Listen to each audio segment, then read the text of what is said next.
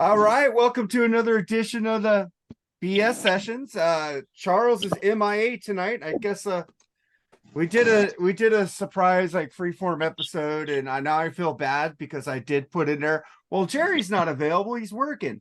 And he goes, "Well, Jerry, you don't really care about the Beatles, so we did a Beatles episode today." I'll be coming out. I'm sorry, Jerry. Forgive me, man. Yeah. All right, we'll talk, man. I just gave it to you. What's up, everybody? How's What's everybody up? doing tonight? We have, like I said, Charles is MIA, too much of the pale ale, I think. But anyway, we got some cool guests tonight. We got James West. How you What's doing, up? buddy? All right, man. Good to see everybody, man. Did a fun show with him on Freeform last week. Can't no wait. spill it. No, spoilers. And then we got the great Al Horta from the Be Cooler Be podcast out show, man. Always great to have him on. Encyclopedia of knowledge, man. I learn something every week from the guy. How you doing, Al? All right, I'm good, man. Good. All right, Mark, man. How you doing, brother? All right, man. What are we doing tonight? It was your pick, man. We are doing which ended up being a really tough one for everybody, I guess, including me. We're doing what we think are the top 11 best guitar solos. I mean, it's not like, are the best technique solos or whatever. It's the best solos that we feel are really cool. It could be like 5 notes long. If it's cool to you and it's one of your favorites, then, count it. It doesn't matter. They don't all have to be, technically great guitarists, man. Just solos that move you, man, when you hear them. Yeah, it was tough. It was really tough. Super tough, man. Yeah, it is. I thought this would be kind of a fun one, kind of different from doing, like just songs or, lists and stuff. I mean, like songs or albums or whatever. This is going to be an interesting show. I can't wait to see what everybody's opinions are, man, or choices or whatever. But anyway, Mark, man, what do we got on the BS, man? We got like Vince Neil shooting his mouth off saying Motley Crue paved the way for these edgy satanic bands that came after us. We pioneered the evil satanic themes long before the others thought it was cool. James. Yeah, no, they didn't. Not at all. You see these guys, you know what? Funny, I wore the shirt, it's a Black Sabbath shirt. And I would say they were the first band to have any kind of imagery like that. That was pretty much true. And also Venom, Merciful Fate, Celtic Frost, man, Possessed. There's so many Bathory. Come on, man. Like, dude, that is so weak. I know they had the pentagram on the album cover, but nah, man, they weren't the first ones. And damn sure didn't do it as good as any of the rest of them. Merciful Fate. Come on, man. Nah. There was that group in the 60s, man, that did like satanic shit. There was Coven. Yeah, Coven. Yeah, dude, he's crazy. He don't know what the hell he's talking about, man. He needs to go eat some more donuts, man. That's what I do. Well, Al, what do you think about Vince? That's Ingve that loves donuts. I love donuts. Yeah, but he's skinny now. So he's compared to Vince Neil, shit, or anybody is. What do I think about it? Listen, I guess like he never heard of Venom, Merciful Fate, a little band by the name of Black Sabbath. But I will say this. A little minuscule. I'll defend what he said. He may have brought that kind of consciousness into more of a mainstream level. You gotta remember Venom, Merciful Fate, those are all underground bands. Not a lot, unless you were really like deep in the underground, didn't really know them. The Shout at the Devil stuff, that was all on MTV, all over with the imagery and all that stuff. So I think in more of a mainstream way, people may have saw that more, the masses, but they weren't the first to do it though. Come on, they probably brought it a little more in a mainstream way. That's all I'm saying. But you had Slayer. You had all these bands. But I get it. 83, so it was pretty early. But Venom was 80.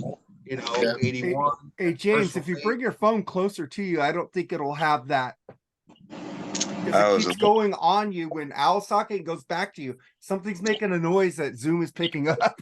I keep seeing it go green on But Al. anyway, that's what I got on that. I mean, maybe in a mainstream way, they kind of brought awareness to like a satanic imagery, but like they weren't the first to do it. So yeah, no, not at all. Sodom. There's another band. Oh there's man, another one.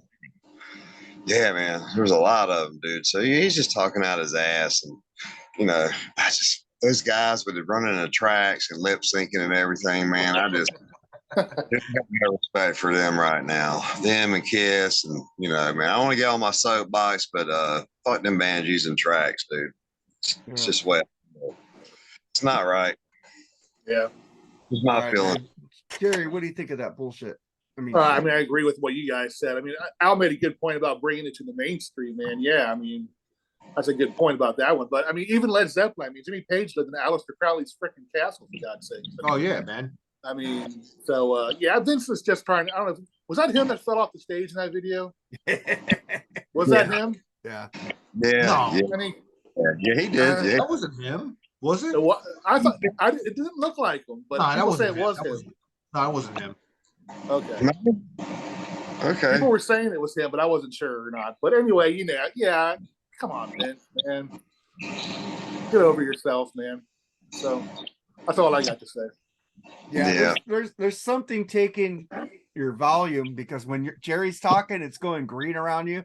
So you have something that's going. Dude, like let me try and move away. I don't. I'm just saying. But while you're doing that, I agree. I think Vince Neil is full of donuts or whatever he's full of. Whoa, and now Al's changing into us. Yeah. What the hell's going on? It's like an acid crazy. trip here. It's like, dude, everybody's having technical difficulties. Do you still hear me? Yeah, we can. There you are. All right. I was a metamorph, man. And I was like, dang, do I need another bong rip or what's going on? I was switching between Mark and Jerry over here. You man. were. Yeah. What the fuck? The ghost of Charles tonight. But man, Sorry. I just think he needs to start putting down the eclairs and fucking start thinking correctly. Eclairs. Fuck it, hey. But let's get into Eagles guitarist Joe Walsh has revealed he doesn't fear the use of artificial intelligence in the music industry because it's incapable of causing damage to hotel rooms, unlike rock stars. What do you think about that, Jason? So stupid, man. I don't, dude. These guys, they get like so old, and they just get like, I think some of them start getting feeble-minded, man. And just all the years, all the drugs and everything, I guess, or something, man. I don't know. Joe Walsh was always kind of like a little bit out there anyway, but he was a great guitar player. Though I give him that. What do you think about that, Al? That's Joe Walsh just being humorous. His usual humor. You know what I mean? That's him. I mean, I'd love to see Joe Walsh and Ace Frehley in a room together and hear the interaction. Because honestly, I think to me, Joe Walsh and Ace Frehley are kind of parallel. Like they're like the bad boys in their respective bands. The Eagles. Like everybody else is like kind of, and Joe Walsh is like kind of the bad boy kind of guy in there. And every time he takes his solo, crowd goes fucking nuts and shit. So, but I think that's just him being his humorous self, So Yeah. he's just poking fun at it. Yeah, I agree with that, Jerry. Yeah, I mean, I agree with Al said, man. It's just Joe Walsh has always been, comedic in his approaches to subjects. So no surprise by that. I mean, Joe Walsh is great, though. I love him. Great guitar player. He might show up in one of my lists tonight. I don't know. We'll see. Well, since Charles isn't here, I'm gonna just say happy birthday to the Yellow Submarine movie by the Beatles. So we won't get in discussion about that because of Charles. But then we get into Terminator. James Cameron says, I tried to warn you guys in 1984 and you didn't listen about AI. What do you think about that, James?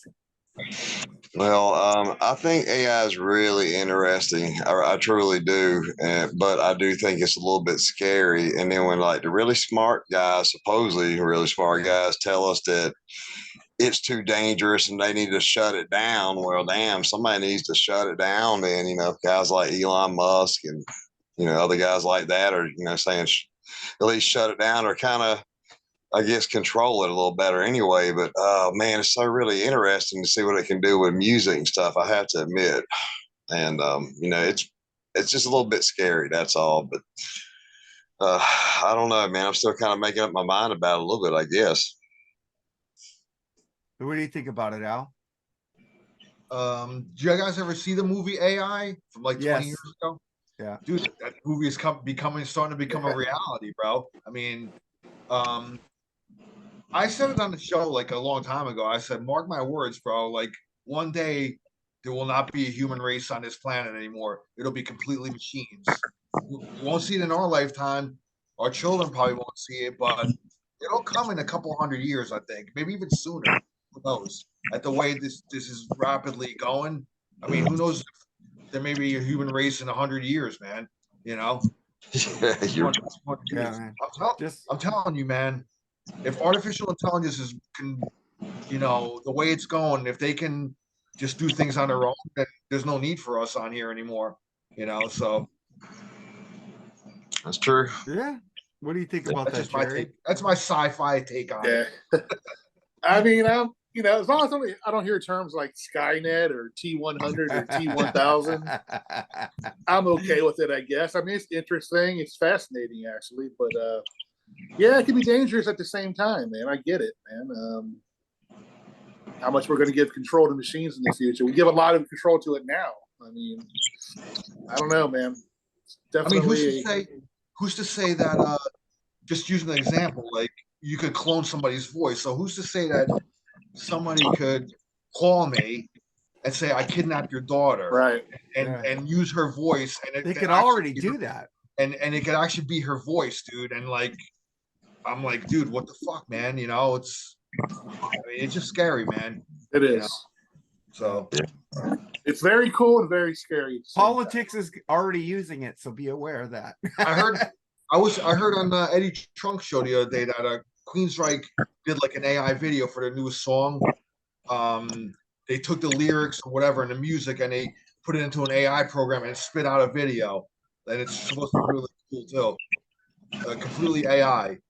I got to look it up. I haven't watched it yet. But dang, I love that last Queensryche album now. Fucking amazing. It's from this album, the Digital Noise Alliance. So that album fucking rules. That's a good album. But yeah, AI, man, it's a little scary. I use it to write, like help me write like things for the podcast, like little things for it. But I find myself taking out a lot of what they're saying and adding what I want to say because they're pretty like straight and narrow. They try to give you like I said, give me a preview of our AC/DC episode. And it goes through all the songs and labels them what they think about it. I said, I didn't ask for that. Describe a preview, and then it fucking goes to it. And then I take words out and put words in. Yeah. It's not perfect. It's not that good yet. But I do use it because I'm not a writer. I'm not Lee. Lee used to write for me. Sometimes I thought it was pretty silly. I try to add stuff like take a bong rip, don't be worried, be happy, stuff like that at the end for podcasts. But AI helps me to like write better, but then I change most of it. So and then we get to Charles said this wasn't BS worthy about Brett Michaels planning for a Poison and tour in 2025. And possible new music, which I'm excited for, but we'll skip that. Let's get to an icon of the recording industry. Bob Ludwig has retired. James West. Man, he's like a legend, man. His equipment. I mean, dude, I think that guy's a legend in the industry, man. That Ludwig name is just. It's kind of, synonymous, man, with drums and just a couple different drummers I played Ludwig, and I always used to love the sound of those Ludwig drums, man. They just sound really good. Did he have something to do with the drums, though? He was mastering. He was mastering, dude. I mean, he mastered all these classic albums, dude. Oh, I'm sorry, man. I had him confused with somebody else. I'm sorry. Yeah, Bob Ludwig is a mastering genius, dude. Yeah, my bad. I think he mastered The Wall, right? He did Zeppelin, Floyd, Zeppelin, everything, dude. Dude, I guarantee you, Queen. I guarantee you 90% of your albums that you open them up as this mastered by Bob Ludwig. Ludwig. Jimi Hendrix, and all kinds of people. Bad, man. My bad. I was thinking about Ludwig drums for whatever reason, man. Well, But they're good. Well, they're good too. I don't know. I can't play. Thanks, Mom. Go ahead. Yeah, that's bro, man. I mean, Excellent. if they were good enough for John Bonham, then they're great. Yeah, exactly. Yeah, absolutely. What did Neil Peart use? Pearl. Pearl, yeah, Pearl. Pearl. No, well, he started off with Slingerland, then he went to Pearl, then he went to Tama, and then he went to DW. Oh, DW, good too, man. Quite a few. But Yeah. Slingerland's those early drums that he had, like he had the chrome drum kit, like on the early Rush stuff, and then as it went into like 2112, I think that's when he switched to Ludwig, and he used Ludwigs throughout the mid to late 70s, and then I think, or was it Tama? It might have been Tama first, and then it was Tama from like the 2112 on, and then going into like the 80s and stuff. Then he started using Ludwigs, like when he went to their synth period, and then into the 90s he started using DW. So yeah, and man, Eric Carr used those Ludwig drums on Creatures of the Night, if I'm not mistaken, and he got a great sound on that album, dude. That the drum sound on that album's ridiculous. Dude, that's what Creatures. It's one of the best sounding albums as far as drums like I've ever heard, dude. Straight up. Moving Pictures. Well, yeah. Yeah, true, man. Yeah. It's a different sound, though, but like the Creatures is more of like a thunderous drum sound, kind of more like the Bonham school. Yeah. And Neil's is a bit more like punchy and like crisp. Yeah. Like, you hear it like every. Moving Pictures is an incredible drum sound too. Oh fuck yeah! And yes, absolutely, dude, absolutely. I love him. That's one of the best sounding albums of all time. I'm a Bonham guy. I mean, just barely over Neil. I forgot about last night. I said I test my stereo on Andy's podcast with fucking AC/DC Back in Black. But Moving Pictures is a good one to test my. I think I've used Moving Pictures before too. YYZ. Back in Black ain't no joke either. Yeah. Oh yeah. But what do you think about Bob Ludwig retiring, Al? Oh, listen, he's been in the. I mean, God, how old is he, dude? Gotta be in his 80s. Yeah, I mean, by this point, I mean maybe his hearing isn't so the greatest anymore. Maybe, so maybe he just wants to step down. I think his son does mastering too. I think So. Yeah. If I'm not mistaken, I think so. Well, if he's good as Giles Martin, man, that's awesome. Yeah, Giles is great, man. What he's done with the Beatles catalog. But Bob Ludwig, he's a legend, man. He doesn't have to do anything else, man. His name is all imprinted on so many classics. He left his mark. So good on him. Enjoy the rest of your life. Yep. Jerry. I mean, fucking guy was a legend in mastering, dude. I mean, Zeppelin, Floyd, Hendrix, Beatles. I even think, That's awesome. I mean, I don't know if he's he's got to be in his 80s now, but like Al said, man, enjoy your life, man. You did great work. I mean, you look at all those albums behind you, Mark, you'll find a bunch of them with his name on it, I'm sure. Oh, fuck yeah. So, it's like kudos for him. What did we do? We get an album, we look, who produced it, who mastered it, who wrote the songs, who did this, who did that. We'd always look at that. And Bob Ludwig was always like on our favorite albums. It's like, I wonder. I don't think he ever did like a what is it called, a Brickwald album. But go ahead, Jerry. I wonder if he was in the Rock and Roll Hall of Fame. Is he? Probably not. Probably not. I hope he's not. Yeah, but I'm just saying if he's not in the Rock and Roll Hall of Fame. There's another guy who. Well, we know there's a problem with it. There's another guy like Bob Ludwig who's really good too. I've seen him on lots of shit. I can't remember his name right now. Howie Weinberg. Maybe. There's some. That's another one. Those two that's on a lot of albums. Yeah. He was born in 1945, so he's actually not 80 yet. 55, 80, 78, 79. Okay. Yeah. Yeah. Close.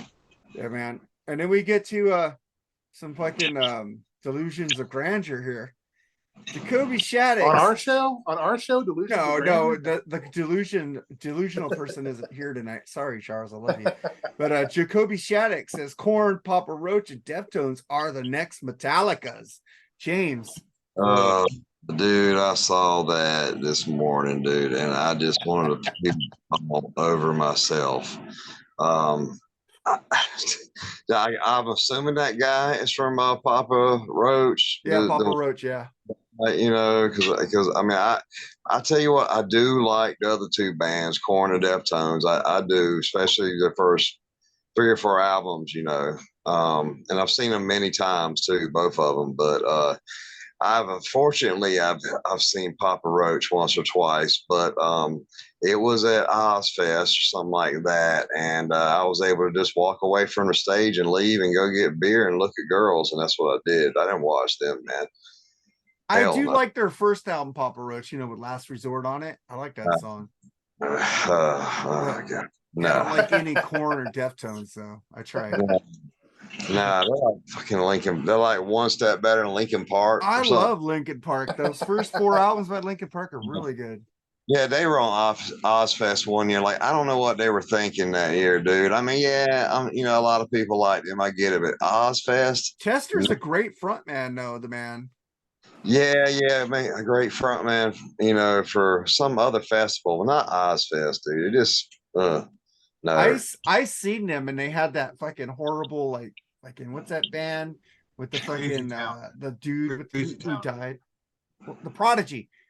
God, the Prodigy, fucking, they were just, and I go, I'm not your I go to my friend, hey, I'm gonna go get a beer. I waited until the Prodigy ended. It came in from Linkin Park. I go, fuck this shit. No. I won't sit through either one of those, man. But I definitely walked away from Linkin Park. No, I'm not doing that, dude. So thank God they were only there 1 year. So, yeah. What do you think about Jacoby's Delusions of Grandeur, Al? Papa Roach, they're never going to fill stadiums like Metallica.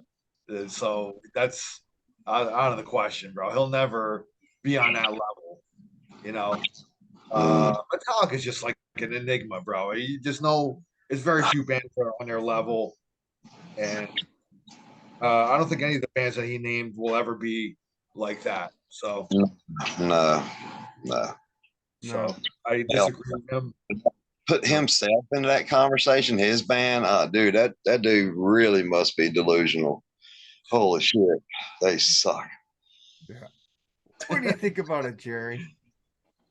I mean, they're delusional and all that, but if those I'm not a fan of any of those bands, but if they were to be, I'd rather have them be the new biggest fucking thing in metal than, because look what we got now, dude. I mean, we got. There's lots of good new metal bands. Yeah, but out there. not they're kind of established. You know what I mean? Timeless Haunt's pretty good. Yeah, but Lamb of God. I mean, like I said, the people writing their own music in music nowadays is so rare, dude. So I've always respect them and wish them better. I mean, I'd rather see that than them be bigger than fucking Beyonce's or Taylor Swift's or people like that. I don't know. But as far as being big as them guys, no, never be as big as Metallica. But, you know. Metallica's like the freaking, like the bar. Now it's like the bar. I think it used to be Led Zeppelin. And then who moved after Led Zeppelin to be the bar? A fucking Van Halen, right? And then after that was Metallica, right? Like the 3 flag holders for rock. I would say like the last band that's on that level is probably Foo Fighters. Yeah, Foo Fighters. They got a better chance of being the next Metallica. Whether you like the Foo Fighters or not, they do full stadiums, dude. Yeah, you're right. Right. Yeah. Good point there. Yeah, man. And then I was gonna get into let's get into it. What do you think about Carmen Appice recruits Carlos Cavaza, Rowan Robinson for a new King Cobra album? We Are Warriors. And didn't they have a guy in there named Mark Free? And now he's Marcy Free, and now they got another dude, I guess, or another girl, James. Oh, King Cobra. I like those guys. I mean, you know, they have played on some really good albums, but honestly, I'm not really interested. Honestly, no, no. You know, I'm sure it'd be all right and everything, man, but I'm not gonna go out my way to listen to that. You know, I'm not that interested, so no. It'd be Al? okay. I mean, I'm not really well versed in King Cobra, so I don't really know them well. I mean, I guess always been Carmine's thing, and I guess he's always had a rotating kind of cast of like people going in and out. I think is the singer still Paul Shortino? I think so. I don't Okay, It's know. so not Mark I Free, think Marcy Free, whatever she is. well, no, that was the '80s albums, and then he's not in them anymore. This What do when you he mean put it back, she? You mean she? she whatever. Um, but I think when he put it back together, he has Paul Shortino as the vocalist, and he's a great vocalist. I like him actually. Hey, I don't And want to get in trouble never, for not saying somebody's pronouns here. Okay, go ahead. Oh, I never really delved into King Cobra though. Like, that's just one of those bands that always kind of just, you know, they were never like big or anything like that, but it just always kind of slipped under the radar. Like, you know, so I never. I mean, I'll give them a listen and check them out. They're probably They had a pretty. song on the Iron Eagle soundtrack. It's pretty good. Yeah. So I mean, I don't have an opinion. I mean, if it's cool, Carlos Cavazo and who else is going to be on there? Rowan Robinson. I guess he's a Oh, guitar Roland player. Robinson. That used to be in Dio. Yeah. That used to be that played on one Dio album. He's a great guitar player, man. Yeah. It might be actually pretty ripping with those two on there. So yeah, maybe, yeah. I might be a little interested in hearing that. I would too. Both of them, yeah. Jerry, cool. what do you think about that, man? I mean, it's cool, man. I'm with Al. I don't not really bit familiar with. I know that song "Hunger" and the Iron Eagle song you mentioned. I know those two songs, but other than that, I'm not too familiar with them. But that's something I should probably delve back into. Actually, I've been delving back into bands I really wasn't into in those days. So maybe I'll give them, listen some more.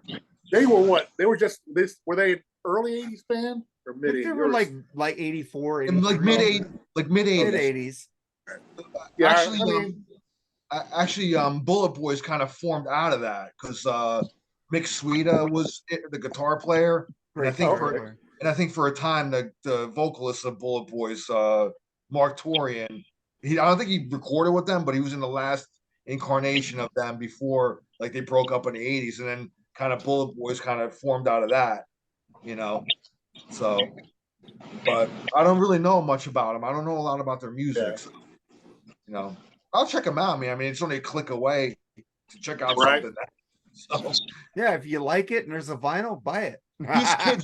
these kids nowadays don't know how good they have it. Oh God, we didn't hear anything until MTV played it, or like we heard it on the radio. It's you like had to wait 2 hours. we couldn't go to YouTube song, and go, "Hey, let me hear YouTube Bullet the Blue Sky," or stuff. The only way to do is see a video on MTV, hear it on the radio, or if you had a friend that had like the album, here, check this out. It was all about like friends, like kind of like having different shit and word of mouth and whatever. That's how you discovered it back then. How many times that you saw a good video on MTV, you go, "Oh, I went out and bought that album," and the rest of the album sucked. Oh, of course, plenty of times. Cutting Crew, I like that song, "Guided by Arms Again," but the rest of the album sucked. Remember the Greg Kid Band and all. The Great Kid Band is awesome. I got 4 vinyls by them. I love that album with Jeopardy. I have it, man. My Life's in Jeopardy, baby. That whole album blows except for that song. That's a perfect example. Dude, don't ever put down the Great Kid Band, dude. They Sorry, fucking man. rule, dude. Are they the ones to do the breakup song too? Yes. I like that song. That song's cool too. But they don't write sucks, songs dude. like Sorry. that anymore. That's a perfect example of what you were talking about in my opinion. Dude, if Great Kid wasn't good, Weird Al wouldn't have done a fucking parody on it, man. I lost on Jeopardy. Yeah. You don't even get a copy of our lousy board game because you're a loser. Look at Don Pardo, dude. What a loss, man. Saturday Night Live went down when Don Pardo died. Just put that together. When somebody else is doing it, they went weird. When Don Pardo was doing it, they were on fucking task. It's like Don Pardo was the MVP of fucking Saturday Night Live. All right, man. Well, let's get into what we're doing, Jerry. Announce what we're doing again, man. We are doing our top 11 with a few honorable mentions of our favorite guitar solos, man. These aren't like I said, these aren't like, technically, it doesn't have to be technically spectacular, shredding, or super fast. Just whatever, man, feels good to you that you like, man. So let's get it going, man. This is going to be interesting. Yes. All right, man. Let's start with your number 11, James. Oh boy, man, I was thinking about this all the way until right up until 15 minutes before we started. Okay. Sorry, grabbed the wrong shit. I hate it when that happens. Yeah, I know, right? Yeah, as soon as you say it. Is that Sorry. a bar behind you? That's cool. Oh no, sorry, man. I apologize, guys. Sorry about that. I got it. Actually, You're upside down now. no, it's not a bar behind me. I'm sorry, I dropped my phone. I apologize, guys. No, no. Is that a bar behind you, not a bong? A bar? Yeah, it looks like I see bottles of booze behind you. No, man, it's got a bunch of pictures in there. It's like it's a home entertainment. Dude, there's a bottle right behind you, dude. It looks like with the lid and everything. Okay, whatever. Maybe I got like one Jimi Hendrix bottle, I think, back there. That should be the only liquor bottle back there. I forgot about that. I mean, that's cool though. I like it. You got a bar right behind you, man. Yeah. I mean, dude, that bottle is all, dude. That's probably at least a decade or more old. Shoot, that was a long time ago. Whiskey? No. It's Jimi Hendrix vodka. Boy, that's still good, dude. That stays good, man. Vodka lasts forever. Oh yeah, it's really good. I mean, it's really good. Oh, it's empty. It's empty. I just kept the bottle because it looks so cool. That's cool. I got the bottle from my fucking whatever. You're saying you got the same one?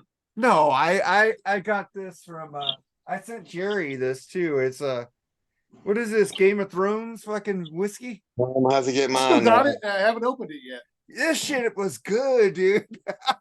Fuck yeah. I don't know where that is. It's somewhere up here. You need to drink that shit, bitch. All right, check it. This is the best.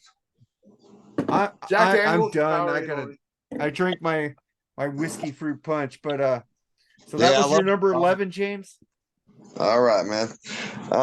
My number 11. I can't believe this is at number 11 too. Stairway, Led Zeppelin, Stairway to Heaven. Nice.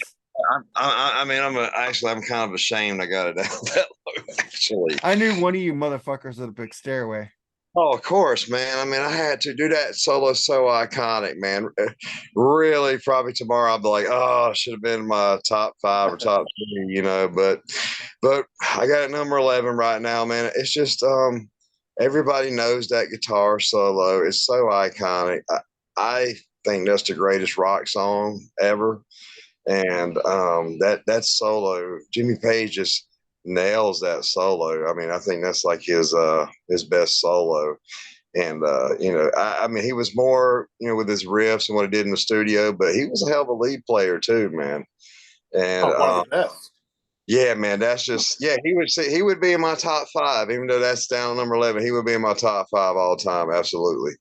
But I got that at number 11, man. It's an iconic solo, the way it builds and everything, the way the whole song builds, but even the solo kind of builds up, and man, he rips one there. And I just think that's like a masterpiece of a solo. It's so hard to even list these 10 or 11 here. They're all so equal to me, but I had to make a choice, so that's what I went with. Yeah, and you threw a guitar player, so I play nothing except maybe the cowbell. Yeah, that's what hurts so bad. It's what hurts so. Guitar player, oh my god, dude, it's so hard, dude. This was so hard. But yeah. So Al, what's your number 11?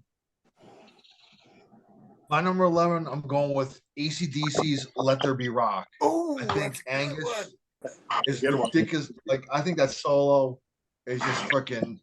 There's a kind of a first little mini solo, like where Angus is kind of like like that, and then Bond comes back in, and then Angus goes back in his solo, and he just freaking. It's just a ball of energy, bro. It's just like Angus is. And I think it's just a fucking awesome solo, dude. I love it. I've always loved it.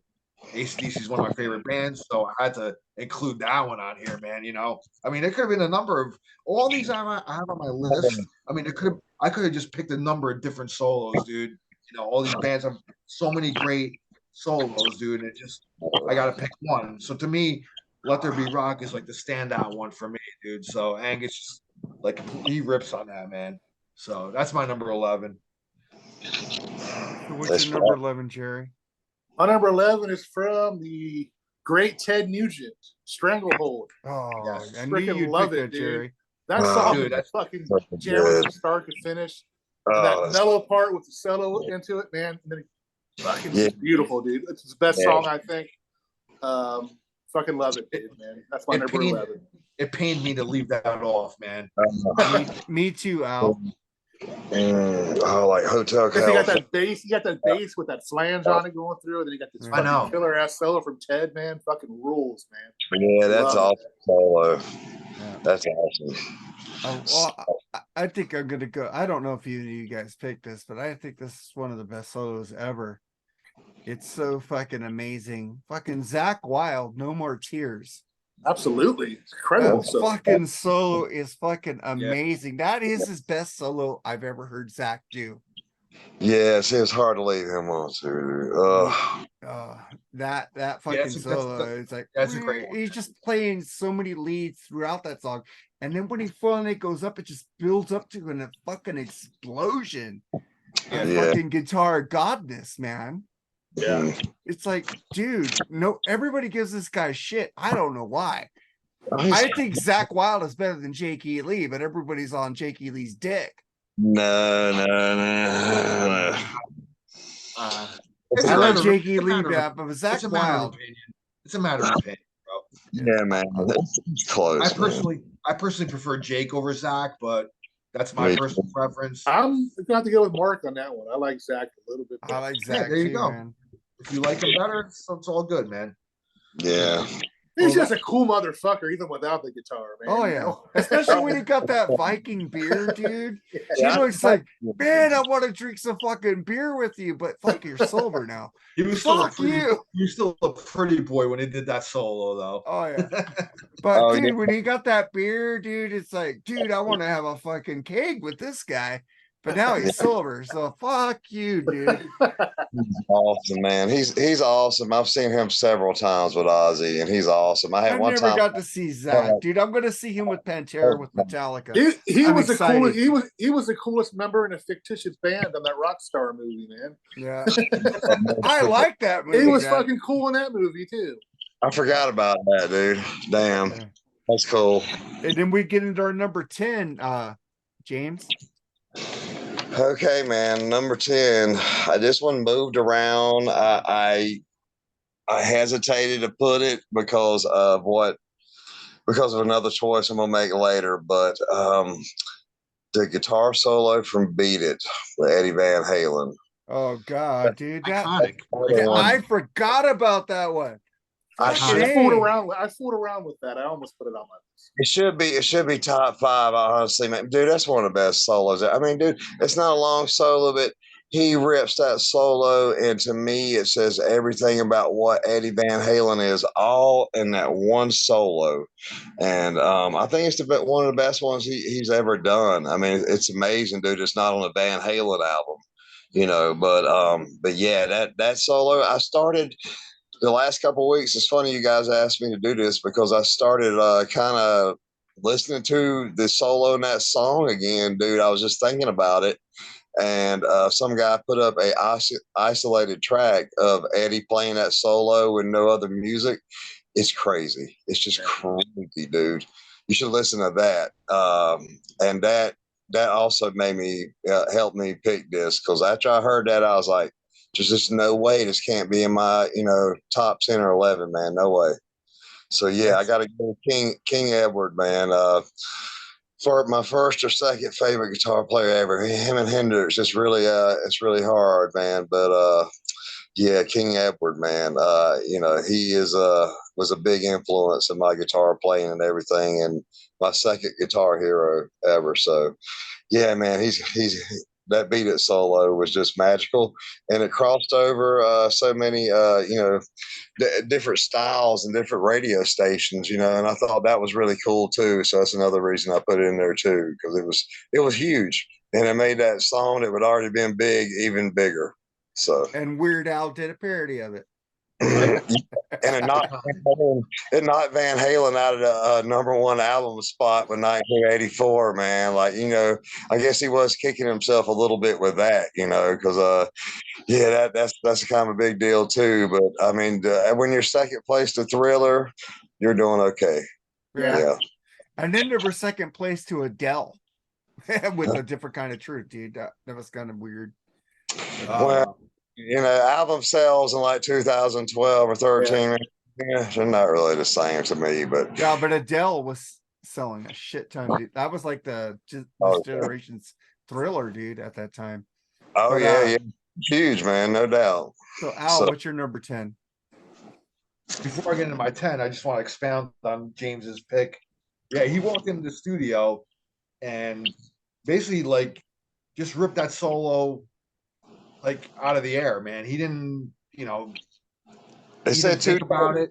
He didn't think about it. He just kind of came up with that, and that was it. He just walked in with his guitar. He didn't even have any of his amps, none of that. He played through, like, someone else's gear, just through his guitar, and it still was, and like they always say, dude, like the guy's personalities and his fingers and his soul, because it still sounds totally Eddie Van Halen, dude. So even though he played through completely, he didn't play through his Marshall, his famous Marshall and all that stuff. I mean, he had his own guitar or whatever, but even if somebody probably handed him a guitar, dude, it probably would have been the same. You know what I mean?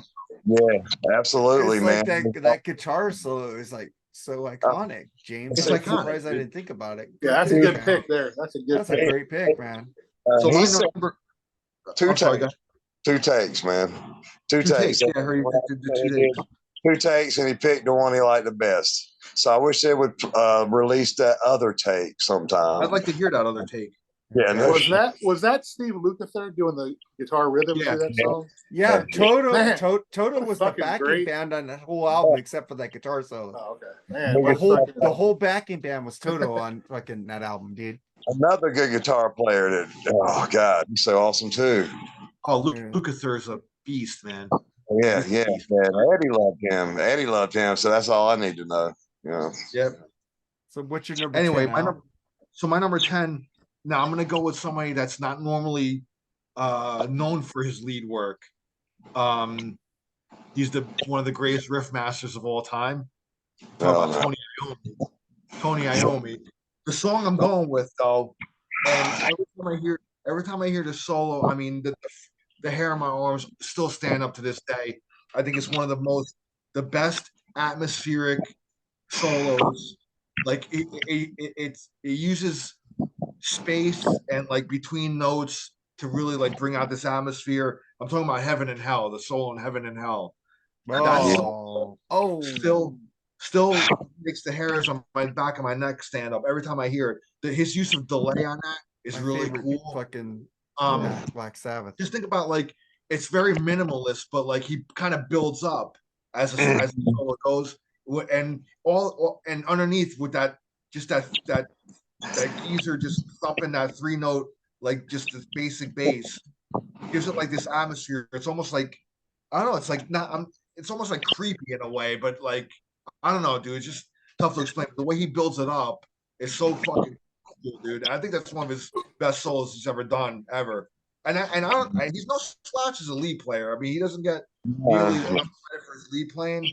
But I love that one, man. To this day, every time I hear it, it still gives me goosebumps. So I got to go with Heaven and Hell as my number 10. That hurts, man. That's a good one. That is a good one. Hurts, man. God, that hurts, dude. Because I'm here to pick up the slack.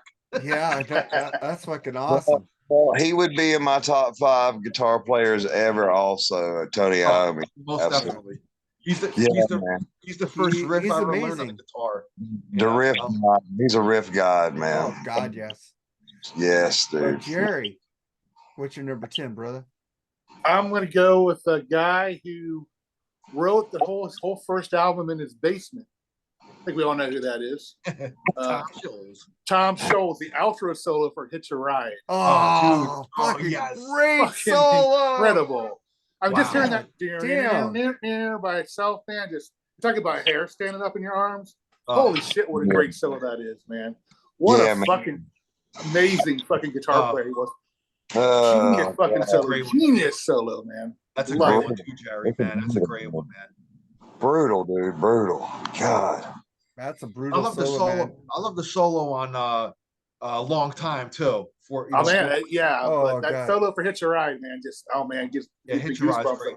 Man. Yeah, why is Boston like fucking not up there with these top bands from the 70s? Those first two albums, and I even love the third.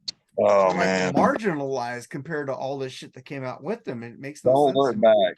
Don't look back would be my Boston pick. Don't look back, dude. Nothing wrong with that one.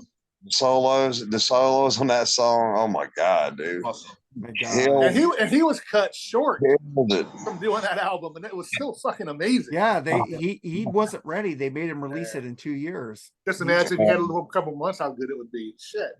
Yeah, God, I love Third Stage too, man. Yeah, me too. His timing. Oh man, dude. Oh, that guy was amazing guitar player, and tone. That tone, like all us guitar players definitely knew that tone. Growing up in the 70s and 80s. So yeah, he's proud of that sound. He makes sure the guy announces, "Oh, this is the guy who did all our equipment and everything." Tom Scholes. What do you see live? The Rockman. I used to have a Rotman. I actually just got rid of it like a year or two ago, but I used to have a Rotman forever, man. It was a good one too. But even the guy from your boy Sammy Hagar is in his band, Gary Peel, man. He's a good guitar player in his own right, dude. Oh, that guy, Sammy Hagar. Yeah. Yeah. I saw him once. Unfortunately, Sammy was with him, but I saw him. Talking about Vic Johnson? Who? Gary Peel. Gary Peel, man. I think his last album was the Viola album. But he played with Boston too. He still does, Okay, man. Yeah, I just wish he would have left Sammy. He was on Trans Am Highway, right? That fucking rules. Yeah, Sammy fired him when he joined Van Halen. Thanks. Okay. All right. I don't want to say Sammy. I don't want to say that word. Jerry, you got your number 10? What was it, Jerry? Yeah, Hitch a Ride from Boston was my 10. Hitch a Ride Boston. So I'm going to go. I changed it because my number 10 is Alex Lifeson because I think he needs fucking more play on here. But I almost picked Spirit of the Radio and I go, well fuck, Vitor and the Snow Dog. I think that motherfucker's showing off on that fucking solo, dude. Yeah. Oh yeah. So I changed it quickly to Vitor and the Snow Dog, man. Yeah. Alex Lifeson is fucking this like fucking smoke a joint, take a shot of whiskey, listen to that solo inebriated, and listen to it sober. It's a trip. He's fucking playing with Geddy. Geddy's doing the and he's fighting him with the fucking guitar. Fucking going with Geddy.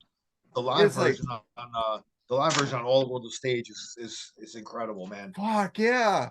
Yeah, man. Yeah. I mean, I love Limelight. That solo in Limelight. Oh god, dude.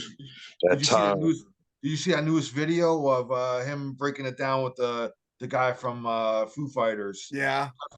Yeah, they break down the Limelight solo. It's a really good video. Check it out, man. Yeah, I should, man. Damn. Okay, thanks, man. God, dude, I want them to come up with a new group with Geddy and Alex and just get a drummer and call it a new group and just fucking go out and make some music because that Envy and None shit sucks. I don't know, man. Alex wants to tour anymore, dude. Yeah, like in Geddy, dude, his one solo album, My Favorite Headache, blows anything Alex has done away. Solo Victor, Envy of None, fucking that My Favorite Headache is a fucking banger, dude. Fucking Alex needs Geddy, man. I can see Geddy doing a solo tour. Yeah, but them two together, if they're together in a band, dude, I don't know. I don't want to see them two together unless Pert's with them. Well, no, they're gonna call it a different name. They're not gonna call it Rush. Man. Do you think like the guy, like all the crowd showing up, they'll want to hear like like half the Rush set? I mean, dude, I just don't know. I don't want to see him playing those songs on a tour without him. No, they retired. I agree. I agree. The connotations of like them together, Even if the they call it expectation, a different band. even if No, they, dude, even if they call it a different name, it's going to be these high expectations of them, like doing, like sorry. it's best if they. To me, it's best if they. I mean, they could do it. If they do it, I'll support them because I love them. You Yeah, know, yeah.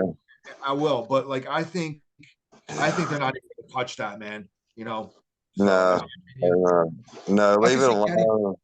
I can see Getty doing another solo, maybe doing a solo tour. Yeah, That's I would the love to see a solo tour. I love that first album, My Favorite Headache. That album's yeah. banger. Yeah. Love it. I didn't like Victor and I didn't like the Envy and None shit. So Alex, you suck without Getty and Neil. I'm sorry, dude. I love your guitar playing, so that's why I picked By Toward and a Snow Dog. I think it's fucking you going to battle with your brother Getty on that fucking song. It's just fucking you're like matching every lick with him. It's fucking amazing. Fucking great. It's like a sci-fi battle. And then we get to your number 9, James. Okay. Number 9. Again, every spot's going to be a tough spot, but my number 9 is Megadeth, Hangar 18. Wow, that's a great one, man.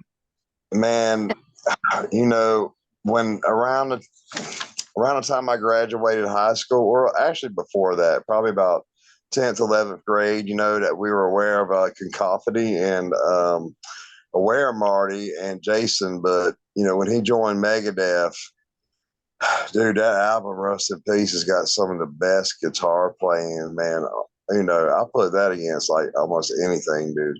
It is so good. And especially metal, and I'm a big metal fan. And I'm a guitar player, and Marty was the first guitar player that I ever heard playing Japanese scales. I never heard anybody else do it before him. And him and Mustaine, the solos they trade on there. Oh my God, dude! That just had to make my top 11. You know, Marty and Dave, they had to be there. So yeah, that's my top. That's Hangar 18, dude. That's like a seminal song for me, and I love me some Marty Friedman. So That's yeah, great. That's a great pick, man. Great Yeah, pick. yeah, the trade offs on that song is yeah, man. yeah, dude. And his leads, the ones that he actually does, Marty. I mean, dude, that one in the middle. Oh my God, dude, he just kills it. So that guy's so good, man. And I saw that tour, so that helped too. All right, and then we get to your number 9, Al. Oh, this song, one of the greatest dual guitar bands of all time. Oh, what happened there? Sorry. Go ahead. All right. Okay. So I'm going with Thin Lizzy's Cowboy song. That the trade-off leads between Scott Gorham and Robbo on that song is just to make the hairs on my body stand up, dude. It's just like I almost get emotional like when I hear that song. Like it brings out like this emotion in me, dude. And it's like so beautiful and so great. I mean, you can, and I know we're not talking about like the storytelling, but like, you know, when you listen to the lyrics, it's actually like you feel like you're out in the desert on a horse or a cowboy and all that shit. But the fucking leads that they play, dude, and they go into this harmony leads and it's incredible, dude. And I mean, I could have picked a number of Thin Lizzy songs, man, but I got to go down. That's one of my favorite Thin Lizzy songs of all time. So Scott Gorham and Ryan Robertson, man, they just incredible together on there, and they're one of the greatest, dual guitar tandems in rock history. So that's my pick as number 9, Thin Lizzy Cowboy song. Cool, man. That's a good pick, man. Solid, dude. That's Really awesome. good pick. Jerry, what's your number 9? My number 9 is from a guy who's unfortunately not with us anymore. You know this band? So hits like Can't Fight This Feeling Anymore or Keep On Loving You. Yeah. But if you heard the solos from Roll With the Changes, the great Gary Richrath, dude, that song is nothing but a solo of his, dude. And what a fucking great guitar player he was, man. I love that solo to death, man. I wish I could play. I was fast enough to play leads, but that's one lead I always wanted to learn if I ever had the ability. I was always a rhythm player, never could play leads, but man, that is one tasty solo right there, dude. Fuck yeah, Gary Yeah, Richrath. I'm yeah, surprised I Rich didn't Rat's pick it. Rich Rat's a great one, dude. That's good, man. Roll with the changes. Fucking, that was something I would have picked, man. But Yeah. then I go to my number 9. It's the Beatles, but it's not a Beatle. My Guitar Gently Weeps. Eric Clapton doing that solo on it. Ooh, Oh, Fucking amazing solo on that fucking My Guitar Gently Weeps. no love for George. Come on, man. Well, George sang it. I know. I'm just kidding. Yeah.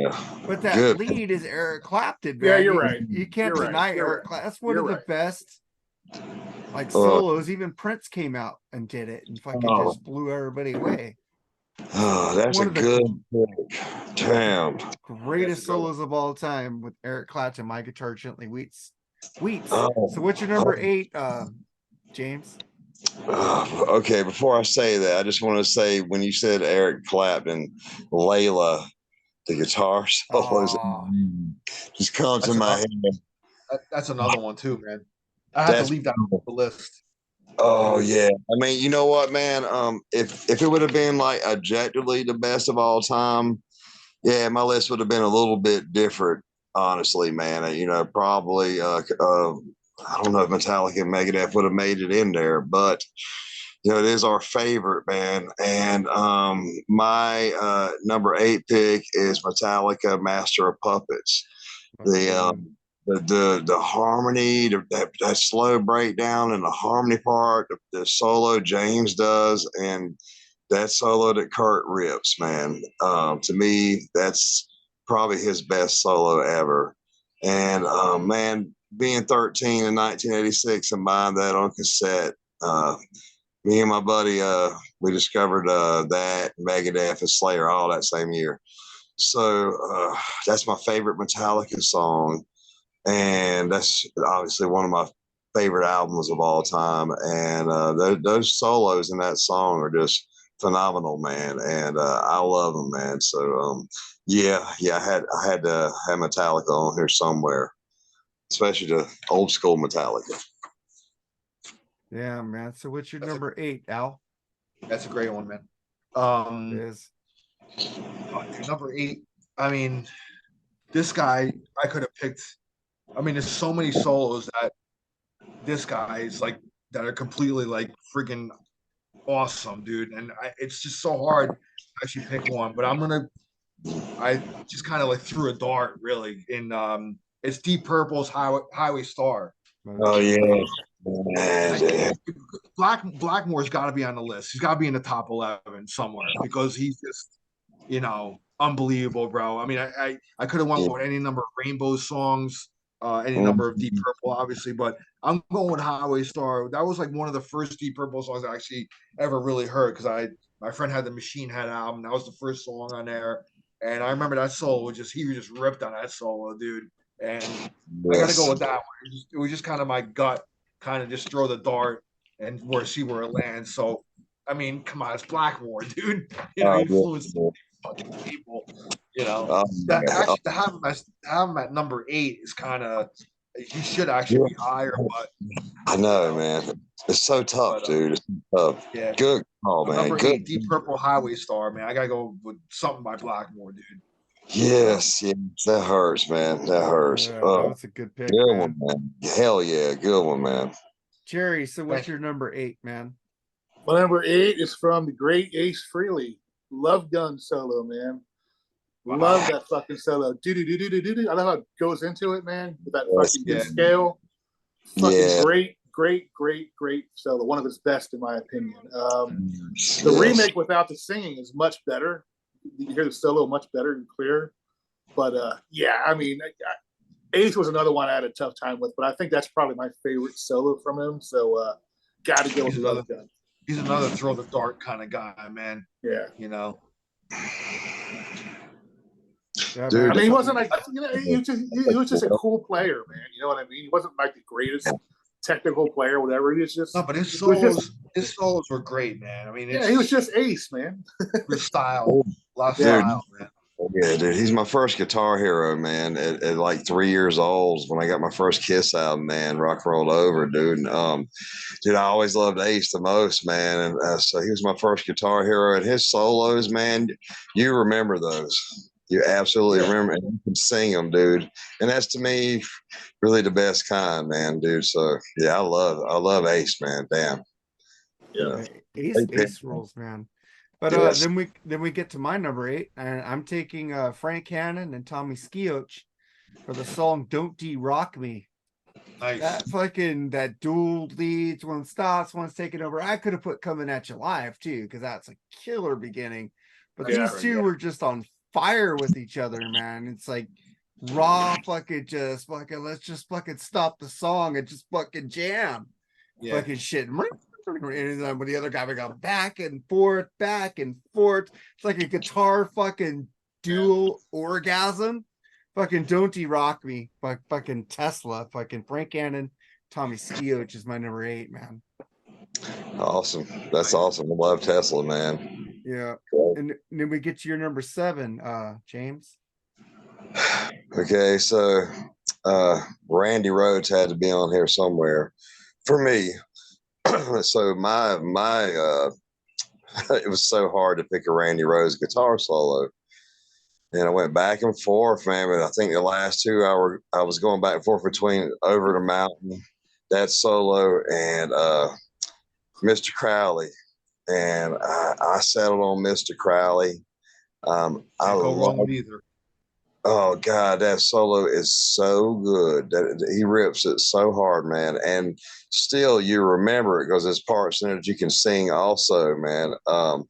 Just when I heard Randy Rhoads, man, it was like, what, who is this? And I actually ended up getting the Diary album first, and I love that album more. But I was just like trying to make up my mind. I was like, man, I really love the solo of Mr. Crowley. So I went with that one with a caveat being I didn't think it probably you guys would be picking for like live tracks from like live albums.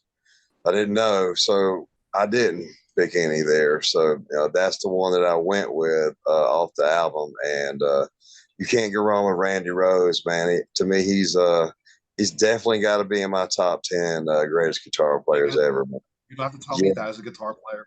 I agree, man. What could have been, man. Would he have stayed with Ozzy? I think he was growing apart from Ozzy. Well, even without Ozzy, the shit we could have heard, man. Fucking masterful guitar playing, man. Oh, he would have got back. They would have got back together on all those Oz Fests from '97 and 2007, all which I saw, by the way. Man, they absolutely would have got back together at some point. Like, oh God, could you imagine seeing Sabbath one year and then Randy and Ozzy reunited the next year? Dude, that would have been so huge, man. So yeah, I think they would have made more music, man. They would have made more music, man, at some point. I totally believe that, dude. I think he loved Ozzy, man. He was just hard to put up with, man. He's just a hard dude to put up with. So that was your number 7, James? Mm-hmm. Yeah. And your number 7 now? One of my favorite heavy metal guitar duos of all time. And I love this song, man. And I love the emotion of the solo that Glenn Tipton does in this, and it's Beyond the Realms of Death. I mean, dude, this is I've always called this Judas Priest. I call it like their stairway to heaven. I mean, to me, this song is their stairway. That's my opinion. A lot of people will probably say Victim of Changes, which is valid too. For me, Beyond the Realms of Death, the first solo that Glenn does, man, and then when he ends it off with that sustained note at the end, it just sustains and sustains, dude. It's just like it's like the emotion you feel. If you feel like it fits the lyrical content of the song, about a guy that doesn't want to live anymore, and it's all that stuff, and then the second solo that KK does is awesome too, and it's at the end, like at the climax of the song, KK is just bringing this aggressive solo. It's almost like guys, if you always hear that saying, like when you die, you see your life flash before your eyes. I think that's kind of what his soul is kind of conveying, dude. It's like at the end of this guy's life, he's dying or whatever, and like he's just ripping this aggressive solo, and it's probably his life just going past his eyes. I know I'm getting a little deep in this, but I love that song and solo so much, you know. So I mean, to me, Glenn and KK were like one of the greatest tandem guitar players in metal. So they really brought like kind of that dual guitar thing together. I mean, I know Thin Lizzy was there and stuff like that, but to me, Glenn and KK were the team. You know what I mean? Skinner So, also. Oh yeah, it wasn't metal. You know, it was a little more. Yeah. The guys from Maine. I mean, the guys The from band Maine. I'll be talking about next will. But I gotta go. I gotta go with that, man. My number 7 is Priest, man. Beyond the Realms of Death. That's a great song, man. Probably my favorite Priest song of all time. Great. That's a great I track. agree with you. I like it better than Victim too, man. Both great songs, but man, that song is so awesome, dude. That's solid, man. And it killed me. Not. Yeah, it killed me. But I'll just shut up. I got it for you. So Jerry, number 7, man. You mentioned KK and Glenn being one of the best, and I agree with you on that. But I think this duo is a little bit above them. I'm talking about Adrian Smith and Dave Murray. Yeah, that's the other one. The fucking solo in The Prisoner, dude. Holy shit, what a great solo that is, dude. It's a great fucking song, first of all. But the solos when they trade off from that, it's just dude, it's amazing, dude. I'm still in all the guitar playing on Number of the Beast, dude. It's my favorite. Wait, let me ask you, man. You don't think that's a great song, though? Oh, it is. Oh, okay. I don't know. Is it absolutely? Is there a lot of people that think that like what's the song on that album that people don't like? Usually? Invaders? No, I think it's the other one they put on. Gangland? Gangland. No, they like Gangland. They don't like. I like that song, man. Total Eclipse is the one they bitch about. Yeah. Well, that one was added on extra though. That's a B-side though. Yeah, man. But I mean, when you mentioned Jerry, that's a great pick, dude. Yeah, when you mentioned KK and Glenn, man, and Dave and Adrian, dude, I mean, neck and neck. No matter which way you go, there's no wrong answer there, dude. But I was just always a bigger Maiden fan than I was Priest, so that's why I put them up, a little bit better. So okay. Man, you guys are killing me, dude, because I might even bring it up later. I wanted to put both sets of those guitar players in my list. They didn't make it, dude. Yeah. God, what do we do the greatest bass lines of all time in the future? Getty, Squire, Paul Jones, Yeah. It would just be a who's who of bass players. We know Mark. No. Steve Harris, stuff like that. Billy Sheenan, Billy Sheenan's awesome. John Deacon.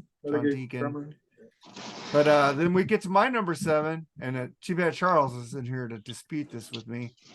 I think The Edge does a fucking killer solo in Bullet the Blue Sky. That's actually not a bad song. I actually like that. Not a guy versed in the blues, but this song his solo has just so much effects and emotion. The way he's playing it, it just sounds like he's angry and wants to fucking choke you with his fucking solo. I fucking love Bullet the Blue Sky. I'll agree with you on that. I think that's a really good solo by him, dude. Yes. I think he uses a slide a lot on that, man. Yeah, so it's like wow. It's like he's got a ton of distortion on that song too. I mean, it's like feeding back and all that shit. It's really cool how he does that. So awesome, man. Dude, listen, man. I mean, you can shit on like YouTube stuff. I mean, The Edge. I think. Listen, you might not like him or whatever, but he achieved what a lot of guitar players only hope to achieve in their life, and it's to have a sound. He crafted his own sound, and when you hear him, it's like you hear The Edge. That's The Edge. It's like delay that EQ, man. That delay in EQ, man. Yeah. I saw him live, man, and he was incredible. They were incredible. I'm a U2 fan. Well, I mean, The Edge isn't the guy that people hated U2, though.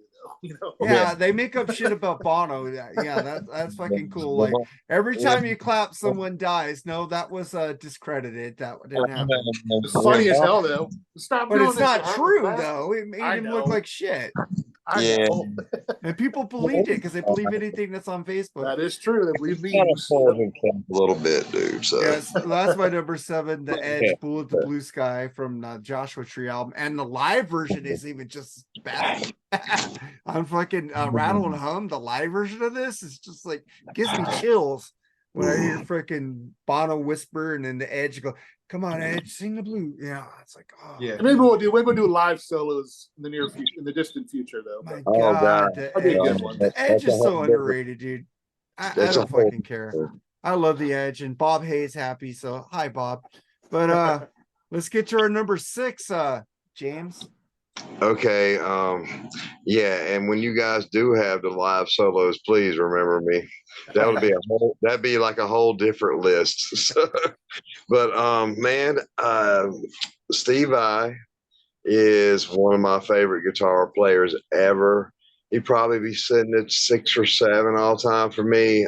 I love him, dude. He's so incredible, you know. And I had to pick a song, like you guys said, vocals, right? And I didn't want to cheat. Like, you know, there's a couple songs that have like spoken word parts in it, you know. And I was like, nah, I'm not going to do that because I didn't think. Audience is listening, yeah. Well, yeah, the audience is listening, and plus, at the for the end of "For the Love of God," he actually does say like one sentence. But I was like, no, I'm not going to do that. So I went with "Shy Boy" off "Eat 'Em and Smile." Good one. That Yeah. guitar solo for That whole Shy. album. That whole album. I mean, the I whole like his solo on Ladies Night in Buffalo. I thought Yes, that was pretty, yeah, pretty dude. bluesy. I mean, again, dude, it was like it's so hard, but to me, man, I love that solo, and also because of what Billy Sheehan does up under him, basically doing the same thing. Man, it's so incredible. And to me, right now, there's no two better walking the planet than those two guys. Man, they were just, you know, I saw You back- Steve. Is Billy Sheehan back with Mr. Big now? They doing a tour? Yeah, they're doing the tour, yeah. Yeah, well, see, I saw the G3 with by Ingve and Satriani was incredible. And Vi had Billy Sheehan in his band, and also he had Tony McAlpine in his band, dude. That was just like a ridiculously good band. But they actually played Shy Boy and killed it out too, man. Killed it out.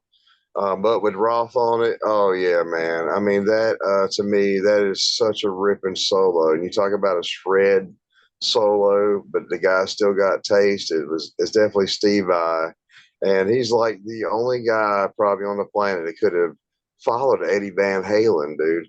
And he didn't try to copy him. He was his own guy, but he was damn near every bit as good, man. I mean, Vai is so incredible. So he had to be on my top 11. Absolutely had to be, man. So yeah, that's my pick, dude.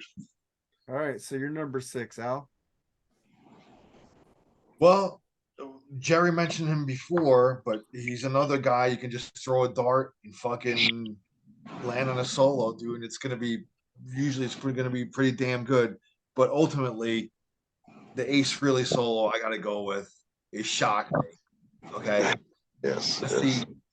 This was a solo. I mean, it's complete. I mean, he's been described as having the solos are songs within the song. So this solo is so has style. It just rips, and I love it. Like at the end when he's holding the last note, and then just they put that flanger on it. You know, the flanger effect, dude. It's like so freaking cool.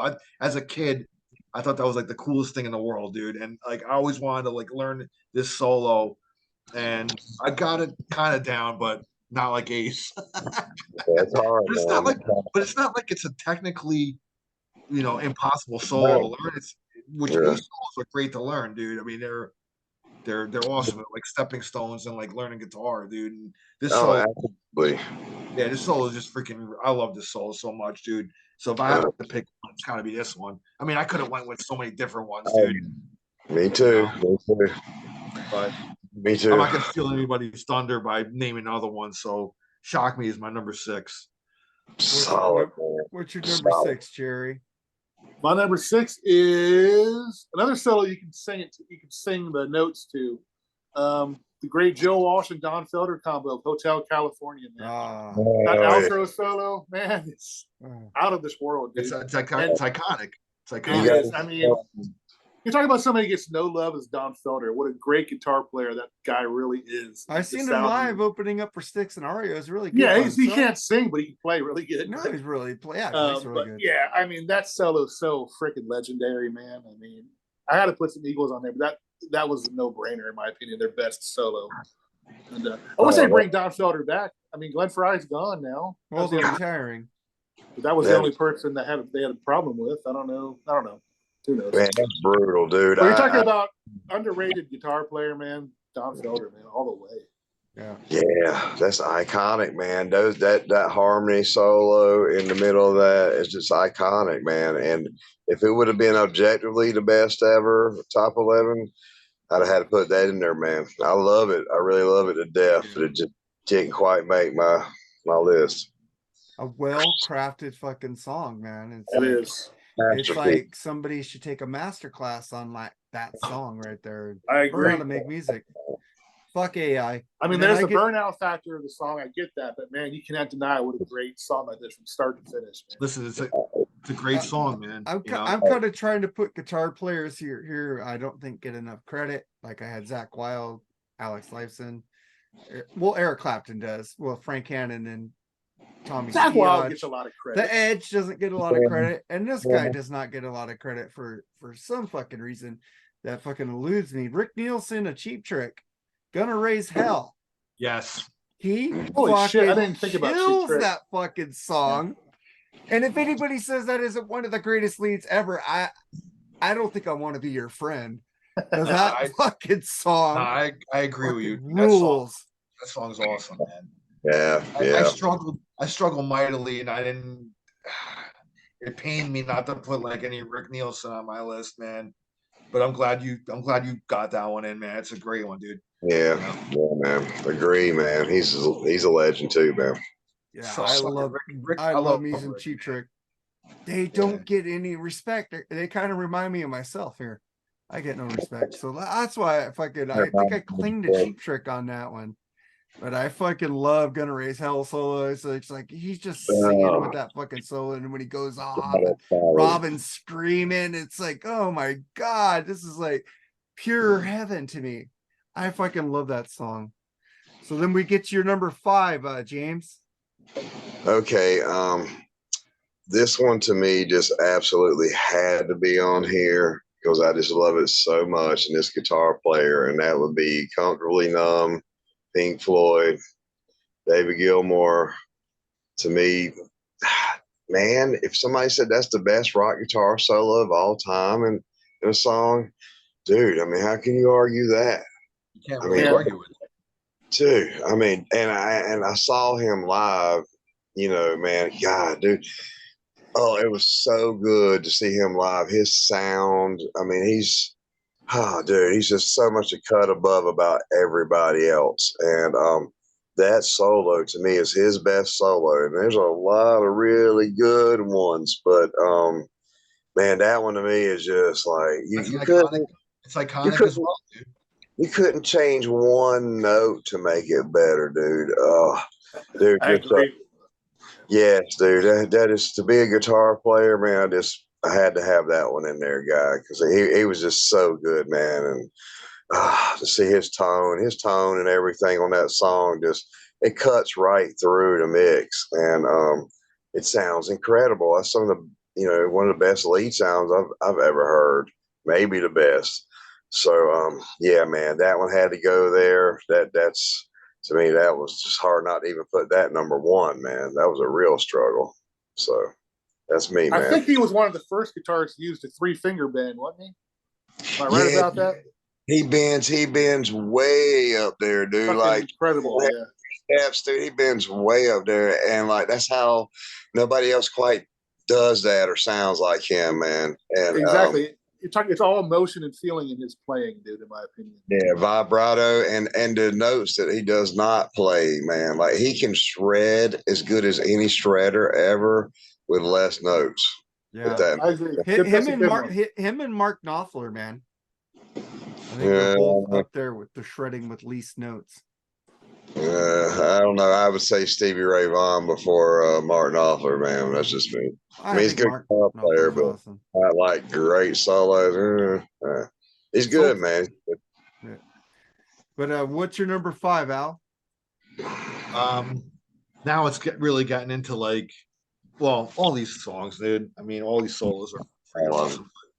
I gotta go with Jimmy and Voodoo Child, Slight Return, dude. Oh, I mean, nice. You gotta have Jimmy on the list. I mean, and I struggle between this one and Machine Gun, and I went with Voodoo Child, Slight Return because it's a bit more iconic, it's a bit more known, and it hit me earlier as a kid too. Like when I heard that, I'm like, dude, I want to fucking learn that, man. I want to really learn that solo, dude. And I mean, he's just. I mean, when you listen to that solo on headphones, and it's like going back and forth between left and right, and he's just ripping it, dude, Jimmy is just fucking Jimmy, dude. You got to have him on the list. So absolutely, for me, I gotta have him on the list. So Jimmy, Voodoo Child, Slight Return is my number 5. I agree, man. It's like it's just which Jimi Hendrix solo you're gonna pick. You know he's gonna be on. Yeah. It's just another throw of there's so many. I think I have another Jimi Hendrix song on my list. So me too. I got a different one too, man. But God, Jimmy's on my list too. Yeah. There you go. Yeah, it was. Yeah. Oh my God, dude, he has to be, dude. If you're talking about best solos of all time, and to me, the best producer ever, just in my opinion, was Eddie Kramer, and he did those Hendrix albums, and that's part of the magic, man. Like nobody could have recorded Hendrix better, in my opinion. Guy was just phenomenal producer. So the sounds that Jimmy got to. Oh, man, incredible, dude. The live version of Voodoo Child is on like Electric Ladyland, is it? Yeah. Dude, I know it's a longer version, but he really tears that up too, man. Dude, solid pick there, man. No argument there. So what's your number 5, Jerry? I think it's Al's turn, ain't it? Oh no, Al's turn. My bad. I'm gonna go with Tony Iommi, Paranoid. Oh, nice. Wow. Good one. I love that solo. I love the sound of the solo. I've tried to get that sound in that solo. I don't know what he's using for the effects on it, but it's it's like a really fuzzy sound. Yeah. A broken amp. It's like a ripped amplifier type of sound. It's almost like ripping the speaker. Yeah, it's almost like he's playing through a ripped speaker, man. That sound of that. Mm-hmm. And some delay too, man. I thought Tony Iommi is a great lead player. A lot of people don't really think of him as a great lead player, but I thought he had some tasty chops, man. Oh yeah, dude. Yes, dude. Anyway, that's my number 5. Fucking great Tony Iommi and Paranoid, man. God, dude, such a good pick, man. My number 5, I don't think any of you guys would pick this. Maybe Al would, but I don't think he would. Firehouse. I'm just kidding. Nah, I'm gonna pick Nuno. Extreme, Play With Me. He's a great guitar player, dude. He's a great guitar player. Nuno, Play With Me. He fucking just rips on that fucking song, man. It's like fucking how fast can you play? Hey, let me show you how fast I can play on this fucking song. It's like, hey, look, I'm Nuno. I could fucking shred. You ever hear him do Fly to the Bumblebee? Yes, fucking amazing. Dude, he's fucking amazing guitar player, dude. That guy, he even put on that new solo Rise. I could have picked that one too. He puts a little bit of that. That's in honor of Eddie Van Halen, dude. That fucking little part of that solo. That's fucking. You could hear he was doing Eddie to give a tribute to him on like a Nuno. What song did you pick? Play With Me. That was on Bill and Ted too, right? It was on Bill and Ted and the first album. Yeah. I get ego with all those songs. I would have went with a different Extreme song, but that's just me. But yeah, that's a great one though. Yeah, I love the way he plays on that one. But that's my number 5. He's incredible. James, tell you number 4, and I'm gonna take a piss. All right. Well, while he takes a piss, man, let me just say about Nuno Betancourt before I say mine. That guy is is an incredible guitar player. He just happens to play for like a pretty shitty band. Fuck off. Off. In fact, me and my buddy earlier were talking about great guitar players. You know, we brought up Nuno, and we both said the same thing. We both can't stand Extreme, and more I love than me some Gary Sharon, man. man, some more than words, dude. Like Take that song out of the equation and Wholehearted. That album is pretty fucking sexually charged. And I like man. Wholehearted. That's one of the only two songs I like from Extreme. Two songs I like. Susie wants her all day. What? I like Decadent Dance and Wholehearted are the only two songs I like by it. I love Get the Funk Out too, man. You can't take more than words out of it because it was so huge, and I hate it so much. It's a cool riff, but just hate that song. Riff. Don't hate the rest of it. Well, I mean, I don't really like any Extreme tracks too much, man. Sorry, dude. I mean, they can play, they just don't work for me, man. But the guitar player is incredible. Cool, man. I know you're grumpy. Yeah, I'm not grumpy, and because I'm not being trendy either. Oh, you just took my next thing. I was gonna go stop being trendy. He hadn't used that yet, but I felt it coming. I kind of just felt it coming through the phone. So it was coming. Guitar player, dude. But okay, man, I go ahead and go with my number 4, and I want to see what it is first. I could shoot myself for really it not being number 1, but I made a list and went with it, and my third one was Jimi Hendrix. Red House. Ooh, okay. Red House, man. The solo for Red House to me is one of Jimmy's best solos. I mean, Jimmy. I don't know that song. Why don't I know that song? I don't know it. It's more of like a bluesy, real bluesy kind of. You don't know that song, man? I don't. Maybe if I heard it, I probably would, but I don't recognize the title. When you hear it, you'll know it, man. You know. Seriously, man. I'm drawing a blank right now, man. I don't know why. Crap, dude. I don't know how you could not know that song, dude. There's a red house over yonder, and dude, it's where my baby stays. Oh, dude, it's so good. Oh, he killed it. Oh God, I'm gonna sit back in the corner again. Looks like. Oh yeah, man, dude. Oh God, dude, I can't. I don't know, man. You're just drawing a blank on it, dude. I bet you if you heard like 5 seconds. Maybe it's the whiskey. Yeah, it's probably the whiskey. Well, okay, maybe that could be it too, but nah, man. Jimmy, he had to be on my list, especially me being a guitar player. I mean, I wouldn't be a self-respectable guitar player if I didn't have Jimmy on my list. And you guys ever watch Pawn Stars? I don't know how real it is, but they supposedly got a Jimi Hendrix played guitar. It sold for like $500,000. Oh, really? Yeah. I didn't see that, dude. I wish I would. I don't know how realistic that show is, but I thought that was pretty cool, though. That's cool. An actual played Jimi Hendrix guitar some dude had. Yeah. Oh my God, dude! $500,000. Oh my God, that surprised me. Get ready for those shows to come out in force since the writers and the actors. That's true. Reality shows. This is how we got the Kardashians last time we had a strike. Thanks. Now's a good time to catch up on your shows you're behind on, man. Yeah, like let them keep right on striking for like forever. I'm good with it, man. As long as the WWE don't go on strike, I'm fine. They want to scan extras, dude, and pay them for one movie shoot, and then keep their image for the rest of their life with no. Yeah, I agree. I agree with the actors on that one. But that's a different show. It's not just about the Richie Rich. Yeah, they put out crap movies last 6 or 7 years, man, and I just I'm like my heart's not breaking for those people. It's just not, dude. Like that new Mission Impossible is fucking great. I need to see it. Oh yeah, I know. How do you know it's great? Vincent Cavanaugh, man. Well, yeah, I mean Cruise is awesome. I'm sure it is great. And each Mission Impossible movie's got progressively better, not like that fucking Fast and the Furious. I think it's good cheese now. I'll watch it. I agree. John Wick 4. I've got to see John Wick 4. It's good, but I don't want to ruin it for you. I've never seen a single John Wick movie. What the fuck's wrong with you? What's wrong with you, dude? You don't know Hendrix Red House. You've never seen John Wick, dude. Like what? John Wick rules. Get in the corner. Yeah, you could get in the corner for the John Wick thing. Damn, dude, do you got a rock sitting there you can put on top of you? I don't know, man. Wow. He's got a bat, that Lucille bat. He could hit himself over the head with. wow, dude, I can't believe that. That's All right, crazy. so who's next on their number 4? I Al? am. Yeah. So the next three picks are going to be, people who know me know that I have this thing that's called the Holy Trinity of guitar players in my book, and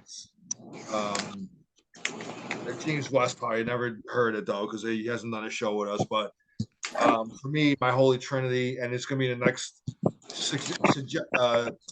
the next 3 picks in succession are going to be the Holy Trinity of my guitar players. So starting with number 4, it's going to be Rush, which is my favorite band of all time. It actually pains me to put this at number 4, but I got to go with Xanadu. Oh, good one. I think that solo is one of Alex's greatest solos that he's ever done. Because we barred instrumentals. I couldn't put La Vila on here. Oh, that would have been my number 1. Yeah. La Villa would have been. If I'm gonna go with a song of vocals, Xanadu is probably the greatest Alex Lifeson solo, in my opinion. I know people love Limelight. I mean, he's another one I could throw a dart to, and he's got so many great freaking solos. But for me, Xanadu, to me, that's probably my favorite epic song of all time. Song that's over 10 minutes long. It's like 11 minutes and change. And that solo that he does like towards the end, dude, is just incredible. The build up that he does in that is just like, I don't know, I get chills fucking even like thinking about it. So Xanadu's gonna be my number 4. So Alex Lifeson, he's one of my holy trinity of guitar players. When I was growing up and playing guitar, he was like one of the guys, man, that like I heard him and I saw him and I'm like, dude, I want to fucking do that, man. You know what I mean? So Cool. So. Awesome, man. He's great, dude. He's great. Yeah, he is. I picked him for By Tour, man, but that was great solo. And La Villa would have been my number 1 if they would have let us pick instrumental. To me, that's the greatest instrumental of all time for me. Oh yeah, but me too. That's a whole nother list too. Yeah. And then we get to your number 4, Jerry. Number 4 is I think Al mentioned Angus earlier. Yeah, my number 11. My favorite solo by him is Highway to Hell, man. I love that solo, dude. I thought it starts out, it's a fucking great solo. Chuck Berry, basically Chuck Berry. Yeah. Really. Yeah. Yes. Angus, man. Angus is still a great guitar player, man. And that's, to me, his standout solo, man. It's the one that I go to when I think of his guitar playing. Is that song. Actually, that whole album is what I go to AC/DC. But that's definitely my favorite solo by him. So that's my number 4. To me, I agree. To me, Angus Young is like he's Chuck Berry on steroids, dude. That's like that style. He took that style, dude, and he took it to another level, dude. You know? Yeah, dude. I love, that's my favorite Angus Young guitar solo too. And my second favorite AC/DC album, but probably the one I listen to the most. And that song, man, that solo, he rips, man. And he's one of the best all time, man. And it's hard not having him or Chuck Berry on here, man, but I don't, dude. Chuck Berry, dude. I'm a no frills guitar player. Just plug guitar in the amp and jam. That's it. That's it. Yeah, dude, Chuck Berry. Yeah, dude, he was, he influenced. Angus I'm talking about, but Chuck Berry too. Yeah, man, both of them, man, outstanding, dude. Great pick, man. That was your number 4, Jerry? Yes, sir. Okay, my number 4 is somebody already picked this track, but I picked it by a different artist. I picked Voodoo Child Slight Return by Stevie Ray Vaughan. Oh, I think that's a great version. I think he smokes Jimmy on this version. The only person that can cover Jimmy, in my opinion, dude. Yes, I agree 100%. Instrumental of Little Wing would have been up high on this, but you said no instrumentals. Yes, I think Frank Marino could cover Jimmy great too. Probably. Yeah, he's good, man. I just think Stevie man, he nailed it, dude. He nailed it with less distortion too, man. Dude was just, I think he's the reincarnation of Hendrix, man. I swear he is, dude. Or he was. Sorry. Yeah, truly, man. God, so good. Another guy lost. I got to see him live too, man. Damn. Oh, you did. That's right. You did, didn't you? I saw him open for Robert Plant in 1988. Nice. Yeah, That's nice, man. That's nice, dude. yeah. So I'm lucky. I'm lucky enough to have caught him, man. You know, so Those Awesome, dude. Austin City Limits he did were amazing. Yeah, man. Yeah, dude. It's like Absolutely. when you see a guy close his eyes during a guitar solo, you uh, know he's Stevie feeling it. Stevie was the man, bro. He felt his solos, dude. He's like, if you see a guitar player with their eyes wide open during a solo, fuck, get them off the stage. They ain't giving it to me. I want to see some guy feeling the notes he's fucking playing like Stevie was. Like, Yeah, man. he was so good, man. And if you would have said objectively the best of all time, definitely Stevie Ray's song would have made a top 11, and it really almost did, dude. It made me so sick. But yeah, he's the only guy that can play Hendrix to me. And I've seen like Vi, Yngwie, and Satriani side by side trying to do it. And the three of them couldn't play Hendrix as well as Stevie Ray Vaughan They play it combined. too fast.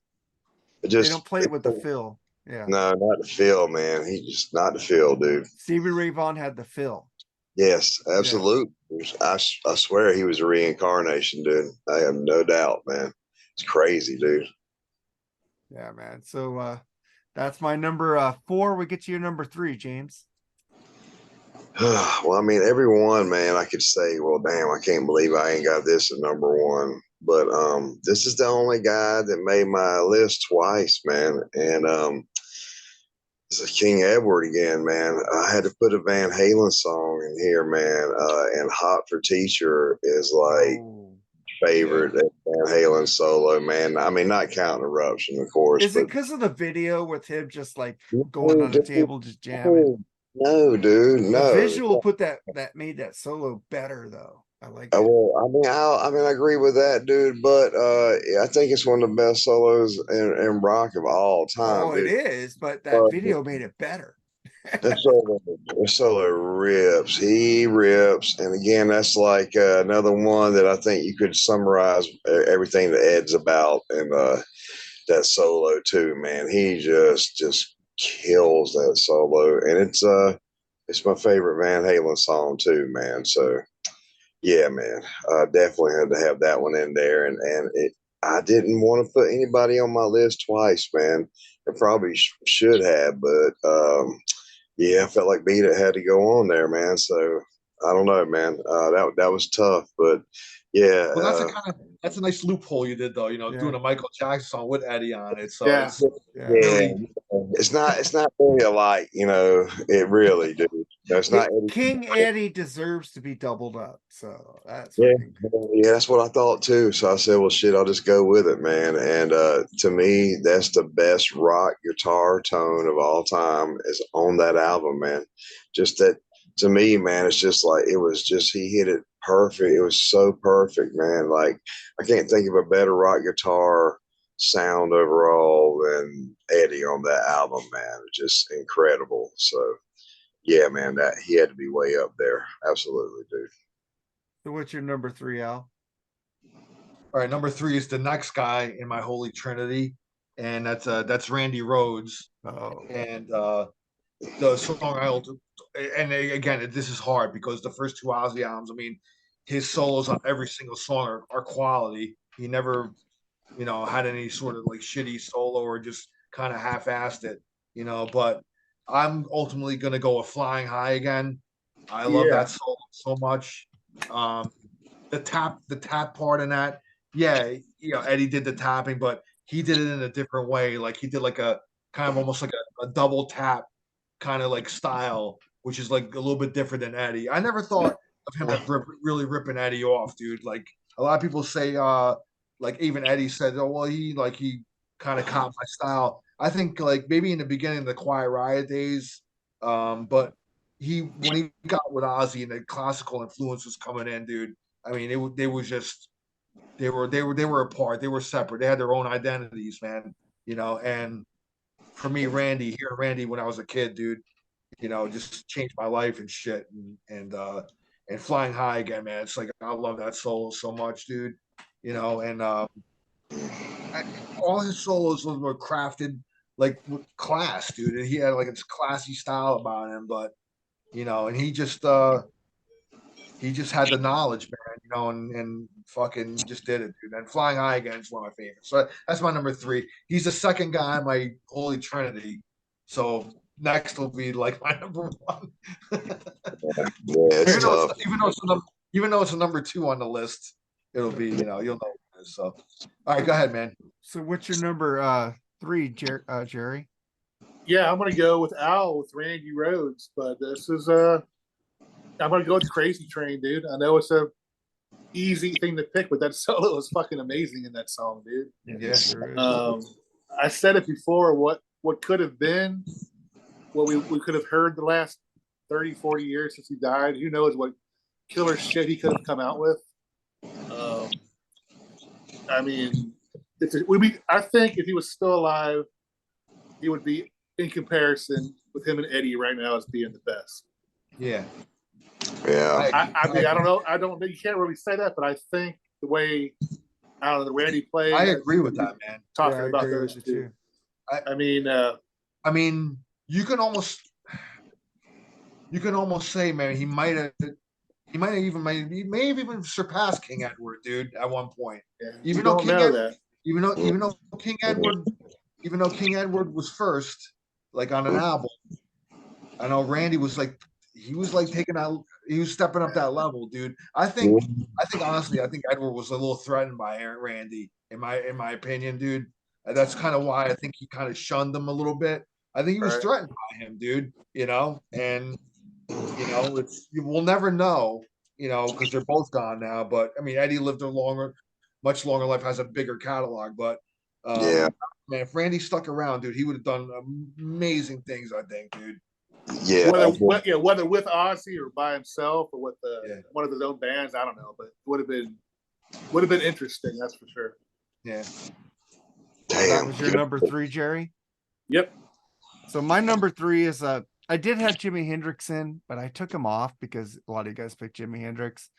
And this is one of the ones I took off for the dual leads when Jerry said, because I had to put Frank Cannon and Tommy Skeoch in there. So I took Jimmy Page, man. Whole Lot of Love solo. Led Zeppelin. That is a fucking amazing fucking solo that nobody really talks about. When he starts that fucking solo, the song takes off. Come on, it's iconic, man. That's a great solo. I don't think it's not that nobody talks about it, man, because that's one of the best solos I ever did. I think again, it's probably the burnout factor of the song. Yeah. Yeah, maybe it's that. I'm never burned out of this song. It's like, down. That's great. It's just like a perfect song, especially just when he goes off, the song just takes off. It's like, damn. It's like they say he's sloppy, but fucking, I don't fucking hear it. I just hear fucking great fucking notes. He was a little sloppy. He was a little sloppy player, but that was Jimmy Page, though, man. Yeah, listen, it's fucking Jimmy Page, dude. Jimmy Page. Now, acoustically, he could fucking do some mean, clean riffs on the acoustic. Yeah. He was a little sloppy electric, but he's still awesome. Yeah, but he wrote some of the best rock riffs ever, dude. So, yeah, and was a great lead player. Yeah, there's a lot of artists I left off here, like Trevor Rabin. Just the whole package, man. Freaking Brian May. There's so many good Tony Iommi. Paul Gilbert. There's lots of great guitar players out there. Even some Vinnie Vincent riffs. Some fucking Bruce Kulick riffs, But fuck, man, it's hard to come with this list. But what's your number 2, James? Okay, man. Well, my number 2, this guy, I got to go with Ace Frehley, man. I got to go with Shock Me. Dude, nice. And really, man, like between my number 1 and Eddie and Ace, it's very, very hard, man, to pick between which one. And I think Shot Me was Ace's best solo. Man, just all those great solos. I just think that's the absolute best one, man. And it's definitely his the best song that he ever wrote to me too, man. I just think in the sound on that, like you said, man, especially towards the end, dude, they like to use that flanger a little bit on Ace, and Eddie Kramer liked to use that, on Jimmy stuff too. And man, it works. It just works. It rips. And if we make our favorite live solos there, oh man, that must definitely got to be in there too, man. It's just incredible, dude. Oh Incredible. yeah, with the unaccompanied solo in there, bro. Yeah, it's incredible, dude. It's incredible. Yeah, so that's it, man. I just gotta have Ace in there. He's my first guitar hero since I was 3 years old, and yeah, had to have him in there, dude. Definitely, I love that solo, dude. All right, Awesome. Al, what's your number two? This is the third guy on my Holy Trinity list, and the dilemma here is what fucking Van Halen song solo do I pick? Like, I mean, this is like one of the hardest things like ever. You know what I'm saying? This is the guy that made me really want to play guitar, dude. You know what I mean? But I'm gonna go with off of my favorite album by them actually, which is Fair Warning. Not one that people would probably normally pick, but this is one of my absolute favorite Van Halen songs of all time as well. And I'm going with Hear About It Later. Oh, good one. That solo in that song is prime Edward. I mean that I mean, if you guys just picture like that was one of the videos that you would see on MTV. Like, remember when they had the 3 Oakland, like, the Fair Warning videos live? Yeah. That one started off with Eddie on a stage alone and a spotlight shining down on him when he plays that opening, clean pick sound on Hear About It later, dude. So when it gets to the solo, dude, it's almost kind of sounds like it starts off like funky and shit and stuff, and then he starts going wild, man. It's almost like kind of like he's gonna go off the rails, man. Like this reckless abandon, which I mean Eddie always fucking. It almost sounds like he's gonna go off and then, but he's gonna stay on there, bro. And I don't know, dude. Every time I hear the solo, it brings a smile on my face. I love the Fair Warning album. To me, that album when I was growing up, man, I played that album probably the most as a kid out of all the Van Halen catalog. So I got to go with Hear About It Later. That's my number two. It pains me not to actually put that at number one, but there's one that's number one on my list, and I'll explain that when I get to it. So that's my number two. Hear About It Later by Van Halen. What's your number two, Jerry? Eddie's actually he's actually one guitar player that I want to put the guitar down and never play again, because I'm never going to be as good as that fucker is. But I didn't pick any Van Halen because I couldn't pick a greatest solo by Eddie Van Halen. I mean, so I couldn't pick Eddie. But number two, right? Yeah. I know James mentioned this one earlier. Fucking Stairway to Heaven, dude. I mean, Jimmy fucking Page, man. What else can you say, man? He makes a theremin sound good. I mean, he's just an incredible innovator guitar player, in my opinion, dude. So many Page solos I could have picked. But we're talking about iconic. I'd have to go with Stairway to Heaven. Led Zeppelin, definitely. I have a feeling I know what your number one is. It's been called already. I'll give you a hint. I think me and Jerry have the same number one. But my number two is from the same album. Al, you picked Hear About It Later from Unchained, from Fair Warning. I picked Unchained. Yeah, well, that same album, because that is my favorite fucking Van Halen. Dude, that's a great riff. That drop D guitar playing on that. Fucking amazing, dude. Fucking great. Fucking. You can pick any solo. You can pick any solo off that album, man. I couldn't decide on which one. Fucking awesome. So I picked fucking Unchained. And then we get to your number one, James. Okay, well, my favorite guitar player of all time is Dimebag Darrell, and just which spot was I going to put him at, and I just decided to go ahead and put him at number one. He is my favorite guitar player of all time. And I went. It was really tough trying to pick a Pantera song, especially for me, man. There's so many like Walk and everything. But I went with Floods, the guitar solo in Floods. Oh, yeah, dude, that solo is incredible, man. There's so much feeling in that solo, dude. There's so much feeling in that solo. You know, he doesn't really shred, but God, it's great, dude. Just great. Yeah. So, yeah, I had to have That's on Dimebag. that's on Far Beyond Driven, right? No, it's on Great Southern Trendkill. It's on Trendkill. Okay, sorry. Yeah, yeah. God, I saw him play that live, and dude, it was just, it's I so just good. wrote that song to put in on the next set list. That sound, yeah, that sound, man, that he got on there too, man, especially that guitar solo and his guitar in general on that song. It's incredible, man. And I said, well, I'm having a hard time trying to make up my mind at number one, so I just made it up, said I'm going with Dimebag. So yeah, Floods, man, from Dimebag's probably my favorite solo ever. It's definitely my top three. All right. So what's your number one, Al? It pained me not to have any Dime on my top 11, man, but I'm glad you put him on there. My number one, and this stems back to my older brother.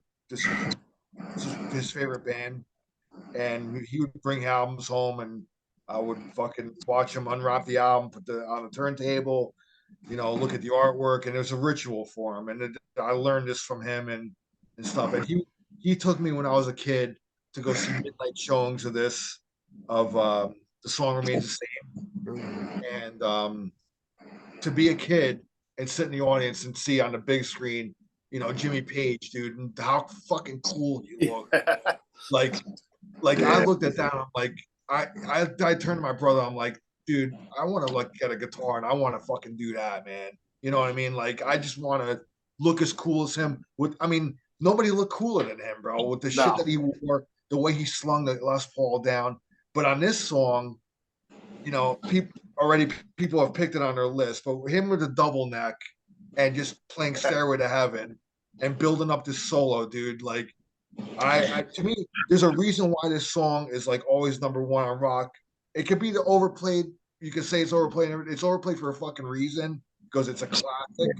It's one of the greatest crafted songs of all time. And that solo is just the build up on that solo and the climax at the end of it.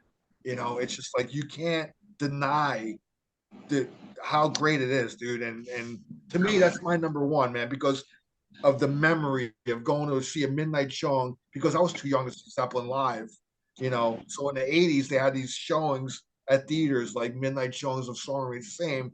My brother, it was like an event, man. People were like, it was almost like a concert vibe. It was like that in a Rocky Horror Picture Show. Yeah, it was a concert vibe. People got into it, man. And like, I don't know, just seeing Page up on a big screen in the wizard suit and all that, dude. I just like, holy cigarette shit. in the mouth, violin bow. Yeah, holy shit. Yeah, dude, the violin bow, when he would go like that, dude, it was just like, the thing was shredded. Like it was like shredded after he was done playing. Yeah, and I'm like, I want to do that, man. I just want to do that and shit, dude. I know I'll never look as cool as him, but but Stairway to Heaven's got me my number one. It's my number one, so. That's solid, man. You can't go wrong with that. I mean, honestly, man, you could say it's the best solo of all time, and I couldn't argue that there. And I felt bad for not putting it at number one, man. Honestly, man, it definitely would have been for sure my top five. I mean, I love Metallica and Megadeth and stuff. But, God, man, that solo is so good, though. It's just, Edward and Randy and Alex Lifeson and Rush, my favorite band of all time. But I couldn't put any of those at number one. I just felt like, being a kid and fucking hearing. I mean, Stairway to Heaven. It's the song as a whole, as a package. You have the mysticism of the song, the lyrics, just how it starts off soft and just gradually just builds up, dude. I mean, no other song to me like ever captured like that vibe better than that, man. You know what I mean? I think it's the best rock song of all time, man. That's my opinion. It's the greatest, and it's unbelievable, dude. And that solo just huge part of that, man. Absolutely, that's a solid pick there, man.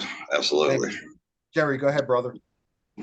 Well, I mean, my number one is a tale of two solos in one song. I mean, you got the middle solo, which is like heavenly sounding, Then you got the end, it's like this brutal, evil sounding guitar solo part. Best song ever written in B minor, in my opinion. Comfortably Numb, man. best guitar solo ever, man. I mean, holy shit. I had a feeling that was going to be your number one, dude. It could.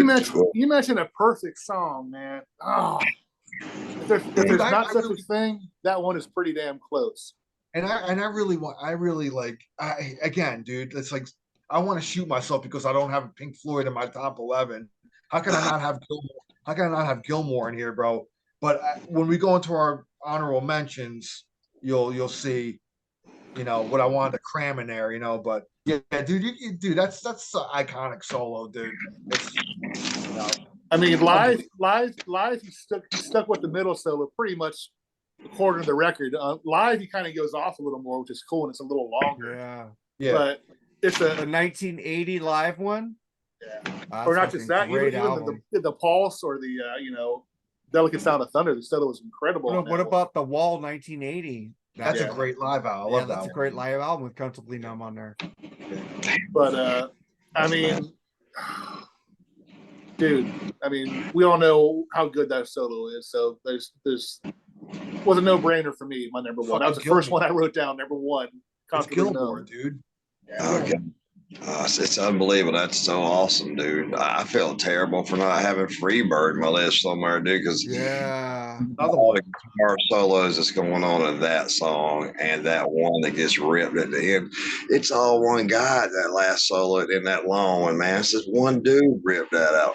I thought it was always like two or three guys. Hell no, it's just one dude. And he killed it. Yeah, look that up, man. And then I think it was just all one guy. Like, is that Albert Collins? I think so. Anyway, whichever one it was. But getting back to Comfortably Numb, yeah. Sorry, you guys ever watch Rick Beato's videos on YouTube? No. Yeah, they're pretty good. He's really cool, actually. He breaks down Comfortably Numb, dude. And man, it's just amazing the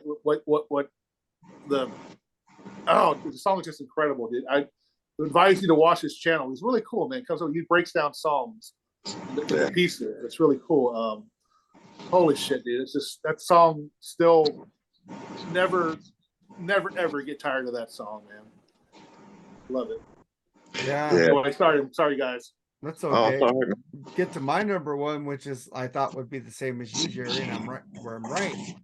Comfortably Numb. I've always said this on podcasts for years that solo it just fucking sings and swings, man. It's just like David Gilmour, like that guitar is an extension of his soul. You could feel him singing that fucking solos to you in that fucking song. Yeah, that has to be the great. And the live 1980 Pink Floyd where he's doing this, it's like he takes off, dude. It's like this guy plays with so much feel, it just drips, dude. Fucking love Comfortably Numb. That's my number one of all time. Yeah, dude. Can't argue that. Yeah, that's incredible. Yeah, man. So that was our Jerry. What did we just do, man? These are the top 11 guitar solos, which we think are the best. This has been a fun episode, man. A lot of good choices, a lot of great choices, actually. So let's get to anybody honorable mentions. Yeah, James? I got a bunch. Okay. Well, I try to keep it down to a couple, man. It was really hard. Of course, that's really hard, dude. Like Hotel California, like you guys said. I love that solo and so many others, man. But I felt bad because I didn't have Tony Iommi in there. And so I put Iron Man was one of my honorable mentions. He's one of the best guitar players, ever as far as riffs. I felt so bad I didn't have him in my top 11, and also Bark at the Moon, Jakey Lee. Really tough not to have Jakey Lee in my top 11 either. He was the first Guitar Hero I really saw live, and oh man, dude, he was so good. And Winter's Call, man, that solo Jake does in Winter's Call. Yeah, that's a fun riff. That's a fun riff to play too. Yeah, Devil Stomp, man. Yeah. That one, and like, Rumbling Train. That's it. Train.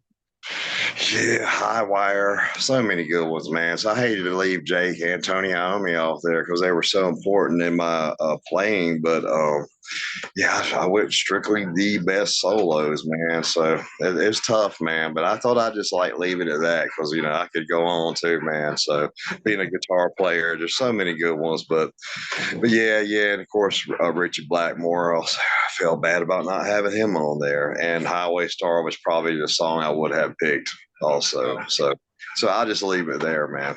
So Wow. Well, I'm gonna rattle a bunch off. Doc and Tooth and Nail, bro. You gotta have Oh, George Lynch, bro. It's like, come on, yes, yes. People might not like this band or whatever. I think this solo in this song is one of the greatest solos of the '80s. The whole, kind of shred movement, but it wasn't shred. It was real melodic and awesome, and it was White Lines. Wait. oh yeah. Vito Bratta, like that song, just like his tapping and the way he does it, you feel like emotion in that song. It doesn't feel like it's just a technical exercise. He actually puts melody and stuff into his solo. So I think that's a great one. Wait. Metallica, I love Ride the Lightning song, the solo on the song Ride the Lightning. I think that's one of Kirk's best, Absolutely. Journey, Anytime, bro. Going back to the '70s Journey. Yeah. One of my favorite Neil Sean solos, dude. Pink Floyd, but I'm going with Dogs. I love the solo. My favorite love the song. extended soloing that Gilmore does on Dogs, dude. And Animals is one of my favorite albums, dude. I'm gonna throw Clapton in here with Cream and Crossroads, dude. Oh, that's a good one. He just rips it up on Crossroads, dude. You can't deny it. Another hair band from the '80s people will probably hate, but I think the solo on this song is incredible, and that's Autographs Turn Up the Radio. Love that song, dude. Cool. I like that, man. You can't deny that solo, dude. That solo, that's another Lynch. That's Steve Lynch. That solo. Pantera. I'm actually gonna go Cemetery Gates. Oh, that too, man. I think that's goddamn iconic. One of my favorite bands, King's X. There's a song called Moan Jam off the third album, Faith, Hope, Love. Ty Tabor's his tone, and he rips it up on that solo, dude.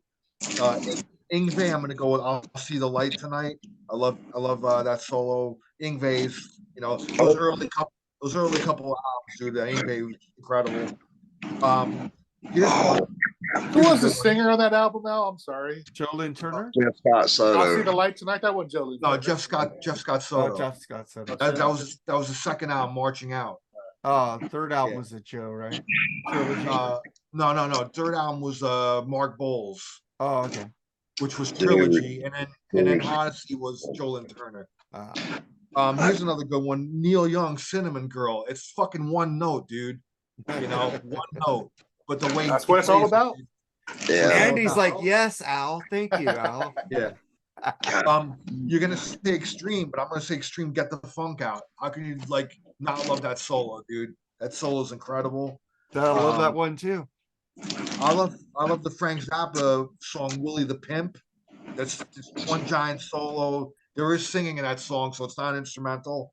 It's by Captain Beefheart, so I had to throw that one in there. And then Frank Marino and Mahogany Rush, their live version. I know we're not doing live, but his live version of Johnny Be Good. That's the greatest version of that song ever. And the way he solos on that, Frank Marino's a fucking beast. I got to see him live once, and I had to scrape my jaw off the floor. That's how good he was, dude. So that's a bunch I rattled off. I went overboard, but sorry. It's a hard list, man. You can't leave Guys, let me say something, man. I forgot. I really screwed up, man. I didn't realize that I didn't have Yngwie on my list. I had him, and when I did my top 15 and was whittling it down, and I cannot believe until you said that I forgot on Yngwie. I can't believe I whiffed on that, dude. But I probably would take one of the Van Halen solos out, maybe beat it. I don't know, man. Dude, I ain't liking I am You're a gonna Viking. hear you're gonna hear a song tomorrow that you're gonna say, "Damn, I should have picked that one." So, Yeah. there's so many of them. Ingve was huge in my Ingve was What huge Ingve, to me, what dude. Ingve song would you pick? That's the Uh, problem. I am a Viking. Hey, Oh, dude, Richie that's a great Sambora song. had some good leads too for Bon Jovi. You know, Ingve, because I would have picked I am a Viking. Man, Viking. dude, I That's a can't great believe one. I dropped the ball on that, dude. So yeah, I screwed that one up really bad. So I just had to say that. Sorry. All Go right, ahead, Jerry. What's your others, Jerry? My others are, hold on, let me. Every Eddie Van Halen solo. Fucker. I'm gonna go with the Neil Sean solo too, but Stone in Love. I love Yes! that outro solo in that song. Yes. Great I think one. it's incredible. That's his greatest solo ever.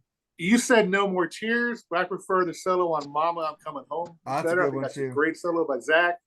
Voodoo Child, of course. I mean, come on. Hulk Hogan comes out to that fucking song, dude. Great song. I thought he comes out to "I'm a Real American." Well, I mean, when he was with the NWO, he came out with I know. that song. I hear you. I have But, no idea. The only one, the only guy I'm doubling up on is David Gilmour. Wish You Were Here, dude. I love the acoustic solo on that, man. Fucking incredible. Anyway, that's all I got, really.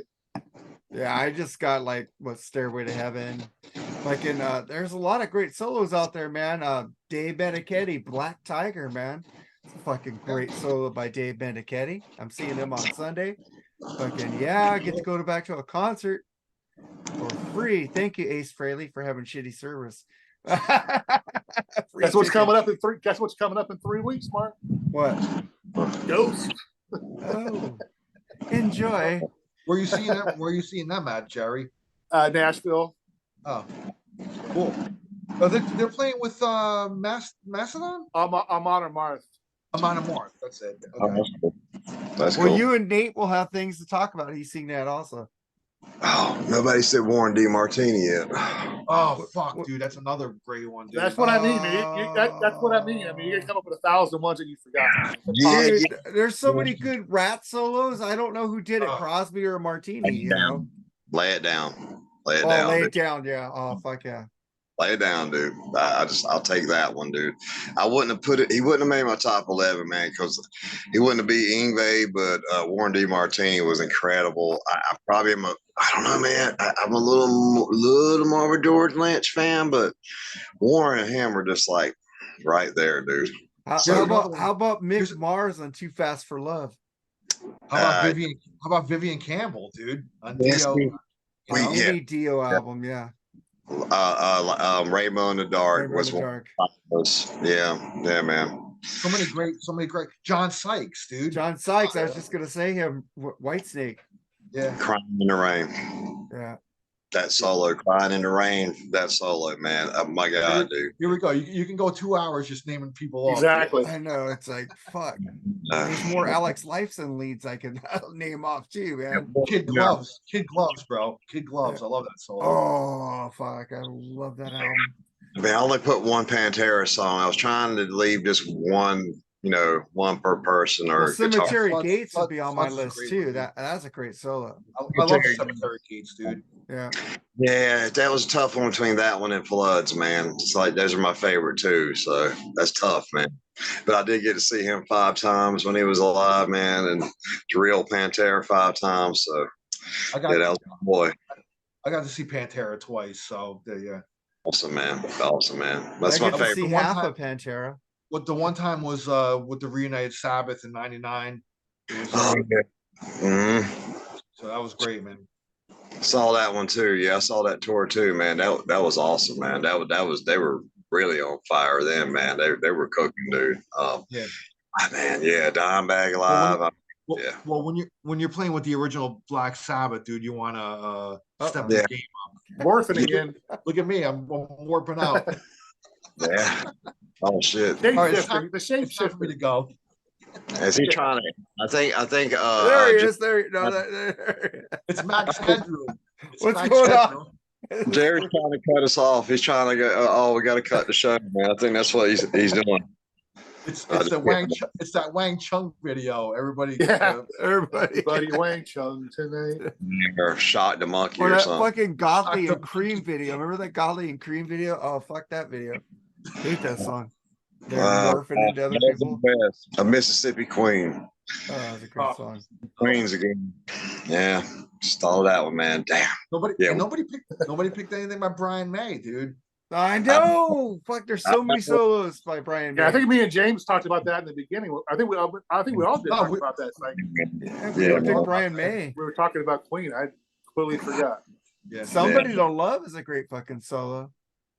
Yeah. Yeah, man. Yeah, it's incredible, dude. Yeah. God, he's got some iconic solos, man. The Prophet song. Yeah. Oh, he goes off on that one. Absolutely. Yeah, dude. as long as I'm not in love with my car, it's all right. You don't like that song? No, that's one song I've never liked by Queen. I like that song. I love man. Roger Taylor. I love him, but man, that song sucks, dude. Sorry. Do you like Seaside Rendezvous? Come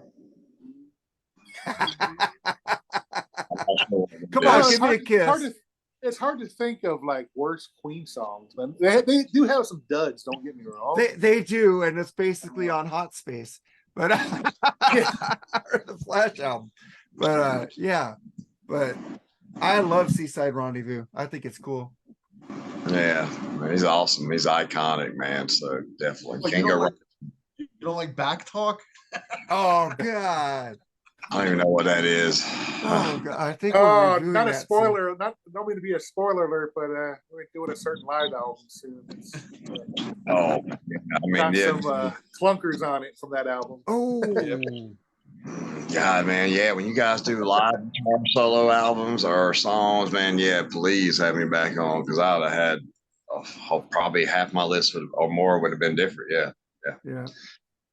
I know I gave away a spoiler. I'm sorry, everybody, but Oh, that's okay, dude. It'll come up in 6 weeks. Yeah, we're doing a spoiler alert on Freeform. We're doing a Queen live album, rock hot at the bowl or something. Yeah. Okay. I mean, well, when is this one going to be posted? We're recording this on Saturday. Yeah. Oh, okay. Yeah. Oh, man. Well, cool. I was talking about if it's the Hot Space tour, count me out. There's a lot of Hot Space on there, so no spoiler alerts. I might like some of those. So, man, yeah. Charles isn't here to fucking tell us to shut the fuck up. So,